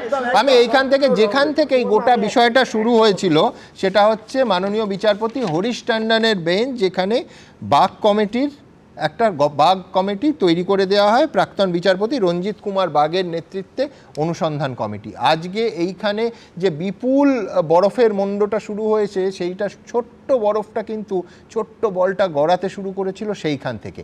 আমি দ্রুত একবার সেই গোড়ার জায়গায় আমি বলছি আবার আমাদের প্রত্যেকের উদ্দেশ্য একটা সমাধান সূত্র খোঁজা, যাতে একজন যোগ্য শিক্ষক শিক্ষিকা শিক্ষাকর্মী তারা যেন বঞ্চিত না হন। আমি সেই শেকড়ে ফিরতে চাইছি ঠিক একই কারণে। দেখুন, স্বচ্ছ অস্বচ্ছ, যোগ্য অযোগ্য, চাল আর কাকড়, এটাকে আলাদা করতে পারত মুখ্যমন্ত্রী, তৃণমূল কংগ্রেস, পর্ষদ, তার সরকার, কিন্তু তারা সেটা করেননি কিছু দুর্নীতিগ্রস্ত লোককে বাঁচানোর জন্য। পুরো নিয়োগ প্রক্রিয়ায় দূষিত হয়ে গেছে এবং এমনভাবে দূষিত ও কলুষিত হয়ে গেছে যে সংশোধনের রাস্তা নেই। 2016 এসএসসির পুরো প্যানেল বাতিল করতে গিয়ে এমনই মন্তব্য করেছে সুপ্রিম কোর্টের প্রধান বিচারপতির বেঞ্চ। অযোগ্যদের জন্য চাকরি হারাতে হয়েছে হাজার হাজার যোগ্য শিক্ষক ও শিক্ষাকর্মীদের। কিন্তু ঠিক কিভাবে হয়েছিল সেই প্রাতিষ্ঠানিক দুর্নীতি? এই ক্ষেত্রে অনেকেই মনে করিয়ে দিচ্ছে বাগ কমিটির রিপোর্টের কথা, যেখানে ছত্রে ছত্রে ফুটে উঠেছিল শিক্ষা নিয়ে কিভাবে দুর্নীতি করা হয়েছে। 2022-এর 11 এপ্রিল এসএসসির গ্রুপ ডি নিয়োগ দুর্নীতি মামলায় কলকাতা হাইকোর্টের ডিভিশন বেঞ্চে রিপোর্ট পেশ করেছিল অবসরপ্রাপ্ত বিচারপতি রঞ্জিত কুমার বাগের নেতৃত্বাধীন অনুসন্ধান কমিটি, যা বাগ কমিটির রিপোর্ট নামে পরিচিত। প্রায় 1,500 পাতার সেই রিপোর্টের ভিত্তিতেই সিবিআই তদন্তের নির্দেশ দিয়েছিল কলকাতা হাইকোর্ট। সূত্রের খবর, বাগ কমিটির সেই রিপোর্টে দাবি করা হয়েছিল দুর্নীতিতে সরাসরি যুক্ত ছিলেন এসএসসির প্রাক্তন উপদেষ্টা শান্তিপ্রসাদ সিনহা এবং মধ্যশিক্ষা পর্ষদের সভাপতি কল্যাণময় গঙ্গোপাধ্যায়। তৎকালীন শিক্ষামন্ত্রী পার্থ চট্টোপাধ্যায়ের অনুমতিতে যুগ্ম সচিব যে 5 সদস্যের কমিটি গঠন করেছিল তা বেআইনি। অবসরপ্রাপ্ত বিচারপতির নেতৃত্বাধীন অনুসন্ধান কমিটির রিপোর্টে আরও দাবি করা হয়েছিল 609টি ভুয়ো সুপারিশপত্র দেওয়া হয়েছিল। সেই সুপারিশপত্রের হিসেব রাখার জন্য আলাদা রেজিস্টার ছিল। এসএসসি চেয়ারম্যানকে অন্ধকারে রেখেই সেই সুপারিশপত্র দেওয়া হতো। রিজিওনাল সার্ভিস কমিশনের লোকেরাও অর্ধেক সময় জানতে পারছে না কাকে অ্যাপয়েন্টমেন্ট দেওয়া হচ্ছে। আপনাকে অ্যাপয়েন্টমেন্ট দেওয়া হলো, আপনি কোনো রিজিওনাল সার্ভিস কমিশন, আপনি হয়তো নর্থ বেঙ্গলে কোনো রিজিওনাল কমিশনে বিলং করেন, সেইখানেরটা এখান থেকে বেরিয়ে গেল, আপনি ওখানে গিয়ে জয়েন করে গেলেন। প্রত্যেকটি লোককে নাকি ফোনে ইন্ডিকেট করা হয়েছে, ভাই তুমি এসে অ্যাপয়েন্টমেন্ট নিয়ে যাও। কোন ফোনে এসছে, কে করেছে, কেউ নাকি জানে না। সেই ফোনটা নাকি প্রত্যেকটা লোকই নাকি আর ব্যবহার করে না। বাক কমিটির ১৫০০ পাতার চাঞ্চল্যকর রিপোর্ট এসেছিল এবিপি আনন্দর হাতেও। সেখানে উল্লেখ করা হয়েছিল, অনুসন্ধান কমিটির সামনে পেশ হওয়া নথিতে দেখা যায় প্যানেলের মেয়াদ শেষ হওয়ার পরে এবং নতুন প্যানেল আপলোড হওয়ার আগে বেশ কিছু প্রার্থীর র্যাঙ্ক পরিবর্তন করা হয়েছে। সুপ্রিম কোর্টের বৃহস্পতিবারের রায়ের কপিতেও উল্লেখ করা হয়েছে, স্ক্যান করা ওয়েমার শিটের মিরর কপি সংরক্ষণ করেনি এসএসসি। এসএসসির কম্পিউটার সফটওয়্যারে থাকা নম্বর এবং নয়ডায় পঙ্কজ বানসালের অফিস থেকে উদ্ধার করা 3টি হার্ড ডিস্কে পাওয়া তথ্যের মধ্যে উল্লেখযোগ্য অসঙ্গতি রয়েছে। আর 3 বছর আগে হাইকোর্টে জমা দেওয়া রঞ্জিত কুমার বাগের অনুসন্ধান কমিটির রিপোর্টে ওয়েমার শিট নিয়েও মারাত্মক তথ্য তুলে ধরা হয়েছিল। সেখানে দাবি করা হয়েছিল, প্রাথমিকভাবে উত্তরপত্র বা ওয়েমার শিট মূল্যায়নের জন্য নাইসা কমিউনিকেশন প্রাইভেট লিমিটেডকে বরাদ দেয় এসএসসি। পরে ওই সংস্থাকে কালো তালিকাভুক্ত করে এনডি ইনফো সিস্টেম সংস্থাকে আনা হয়। নিয়ম অনুযায়ী অন্য সংস্থাকে বরাদ দিতে হলে বোর্ড মিটিং করতে হয়, কিন্তু এক্ষেত্রে এসএসসির তরফে কোনো ধরনের বোর্ড মিটিং ছাড়াই অন্য সংস্থাকে বরাদ দেওয়া হয়। তৎকালীন উপদেষ্টা শান্তিপ্রসাদ সিনহার বয়ান থেকে জানা যায়, সংস্থা বদলের জন্য কোনো বোর্ড মিটিং হয়নি। দুটি সংস্থাই অনুসন্ধান কমিটির কাছে জানায় তারা কোনো পুনর্মূল্যায়নের কাজ করেনি। ফলে পুনর্মূল্যায়ন ছাড়াই একাধিক প্রার্থীর নম্বর কি করে বাড়ল তা নিয়েই প্রশ্ন তুলেছে অবসরপ্রাপ্ত বিচারপতি রঞ্জিত কুমার বাগের অনুসন্ধান কমিটি। যেটা রুট হলো, বললো একটা আরটিআই অ্যাপ্লিকেশন করো, তাহলে তোমার নম্বর বাড়বে। আরটিআই অ্যাপ্লিকেশন হচ্ছে রাইট টু ইনফরমেশন অ্যাক্ট। তো রাইট টু ইনফরমেশন অ্যাক্টে ম্যাক্সিমাম আমি জানতে পারি আমি 5 পেয়েছি কি 25 পেয়েছি। ডিটেক্টেড ক্যান্ডিডেটদের জিজ্ঞেসও করা হয় যে পার্টিকুলারলি তোমরা কি এটা করার পর কিছু জানলে তুমি কত পেয়েছো, ভাই তুমি কত পেয়েছো, সে কোনোটাই বলতে পারে না। এখন অযোগ্যদের সঙ্গে যোগ্যদেরও চাকরি বাতিল হয়ে গেল, কিন্তু এর দায় কাদের? উজ্জ্বল মুখোপাধ্যায় ও বিজেন্দ্র সিংহর রিপোর্ট, এবিপি আনন্দ। দেখুন, কারা যোগ্য কারা অযোগ্য, মূল প্রশ্ন তো এটাই। আর ঠিক এই প্রশ্নটা অভিনেতা ঋত্বিক চক্রবর্তী একটা নতুন আঙ্গিকে একটা পুতুল নিয়ে তার সোশ্যাল মিডিয়ায় বলেছেন। কি বলেছেন, অনেকে রাজনীতি খুঁজে পাচ্ছে আমরা জানি না, কিন্তু যেভাবে পরিবেশন করেছেন ঋত্বিক, আপনাদের সামনে রাখব। Hello hello, mike testing, hello. অযোগ্যকে যদি যোগ্য আর অযোগ্য বাঁচতে বলা হয়, তাহলে অযোগ্য যোগ্যর দিকেও থাকে না, অযোগ্যর দিকেও থাকে না, তাহলে সে শুধু নিজের দিকে থাকে এবং প্রমাণ করে সে অযোগ্য। এটা সবাই জানে। হ্যালো মাইক টেস্টিং, থামো তো। 26,000 চাকরি বাতিল নিয়ে যখন রাজপথ উত্তাল, তখন আজ দু জায়গায় সরাসরি সংঘর্ষে একেবারে রণক্ষেত্রের চেহারা নিল এলাকাগুলো। একদিকে তৃণমূল বনাম তৃণমূলের লড়াইয়ে উত্তপ্ত হয়ে উঠল রাজারহাট, অন্যদিকে টিএমসিপি ও বিজেপির মধ্যে সংঘর্ষে ধুন্ধুমার কোচবিহারে। রাজারহাটে দুই বিধায়কের অনুগামীদের সংঘর্ষে বেশ কয়েক রাউন্ড গুলিও চলেছে বলে অভিযোগ। অন্যদিকে কোচবিহারে পুলিশের সামনেই রীতিমতো রণক্ষেত্রের চেহারা নেয় স্থানীয় বিজেপি পার্টি অফিসের সামনের এলাকাটা। উদ্বেগজনক অশান্তির দুটো ছবি রাখবো আপনাদের সামনে। একদিকে তৃণমূল বনাম তৃণমূলের লড়াইয়ে রণক্ষেত্রের চেহারা নিল রাজারহাট, চলল গুলি। অন্যদিকে তৃণমূল ছাত্র পরিষদ ও বিজেপি কর্মীদের সংঘর্ষে ধুন্ধুমার বাঁধল কোচবিহারে। রাজারহাটের এই ভিডিও ভাইরাল হয়েছে, যেখানে সাদা জামা পরা একজনকে রাস্তায় ফেলে বিভৎসভাবে মারতে দেখা যাচ্ছে। আরেকজনের ভিডিওতে দেখা যাচ্ছে বাড়ির সামনে আগ্নেয়াস্ত্র হাতে বেশ কয়েকজনের দাপাদাপি, গুলির শব্দও শোনা যাচ্ছে। স্থানীয়রা বলছেন, ছবিতে যার উপর হামলা চালাতে দেখা যাচ্ছে তার নাম আজাদ বাবা। তিনি বিধাননগর পুরসভার চেয়ারম্যান ও তৃণমূল নেতা সব্যসাচী দত্তের অনুগামী বলে পরিচিত। আক্রান্ত আজাদের দাবি, ঈদের দিন বাড়িতে সব্যসাচী দত্তকে আমন্ত্রণ করেছিলেন। অভিযোগ, সেই রোষেই রাজারহাট নিউ টাউনের তৃণমূল বিধায়ক তাপস চট্টোপাধ্যায় তার অনুগামীদের দিয়ে শুক্রবার এই হামলার ঘটনা ঘটিয়েছেন। অভিযোগ যাদের বিরুদ্ধে উঠছে তা হলো তাপস চ্যাটার্জি অর্থাৎ বিধায়কের দলবল। তুমি দেখতে পাবে যে হাতে সেই গুলির খোল নিয়ে রয়েছেন যারা আক্রান্ত হয়েছেন তারা, এবং আজাদ বাবা নামে একজন তৃণমূল কর্মী, তিনি সব্যসাচী দত্তের অনুগামী। আমাকে মেরেছে, আমার নাম আজাদ বাবা, আমি সব্যসাচী লবি করি, আমি সব্যসাচীকে ডেকেছিলাম এর জন্য ঈদের দিন। তারপরে আমার বাপকে তাপস চ্যাটার্জি উল্টো পাল্টা বলেছে, মীর জাফর বলেছে, কাফির বলেছে। কোন দল করে? আমি টিএমসি করি, মমতা ব্যানার্জির সঙ্গে থাকি।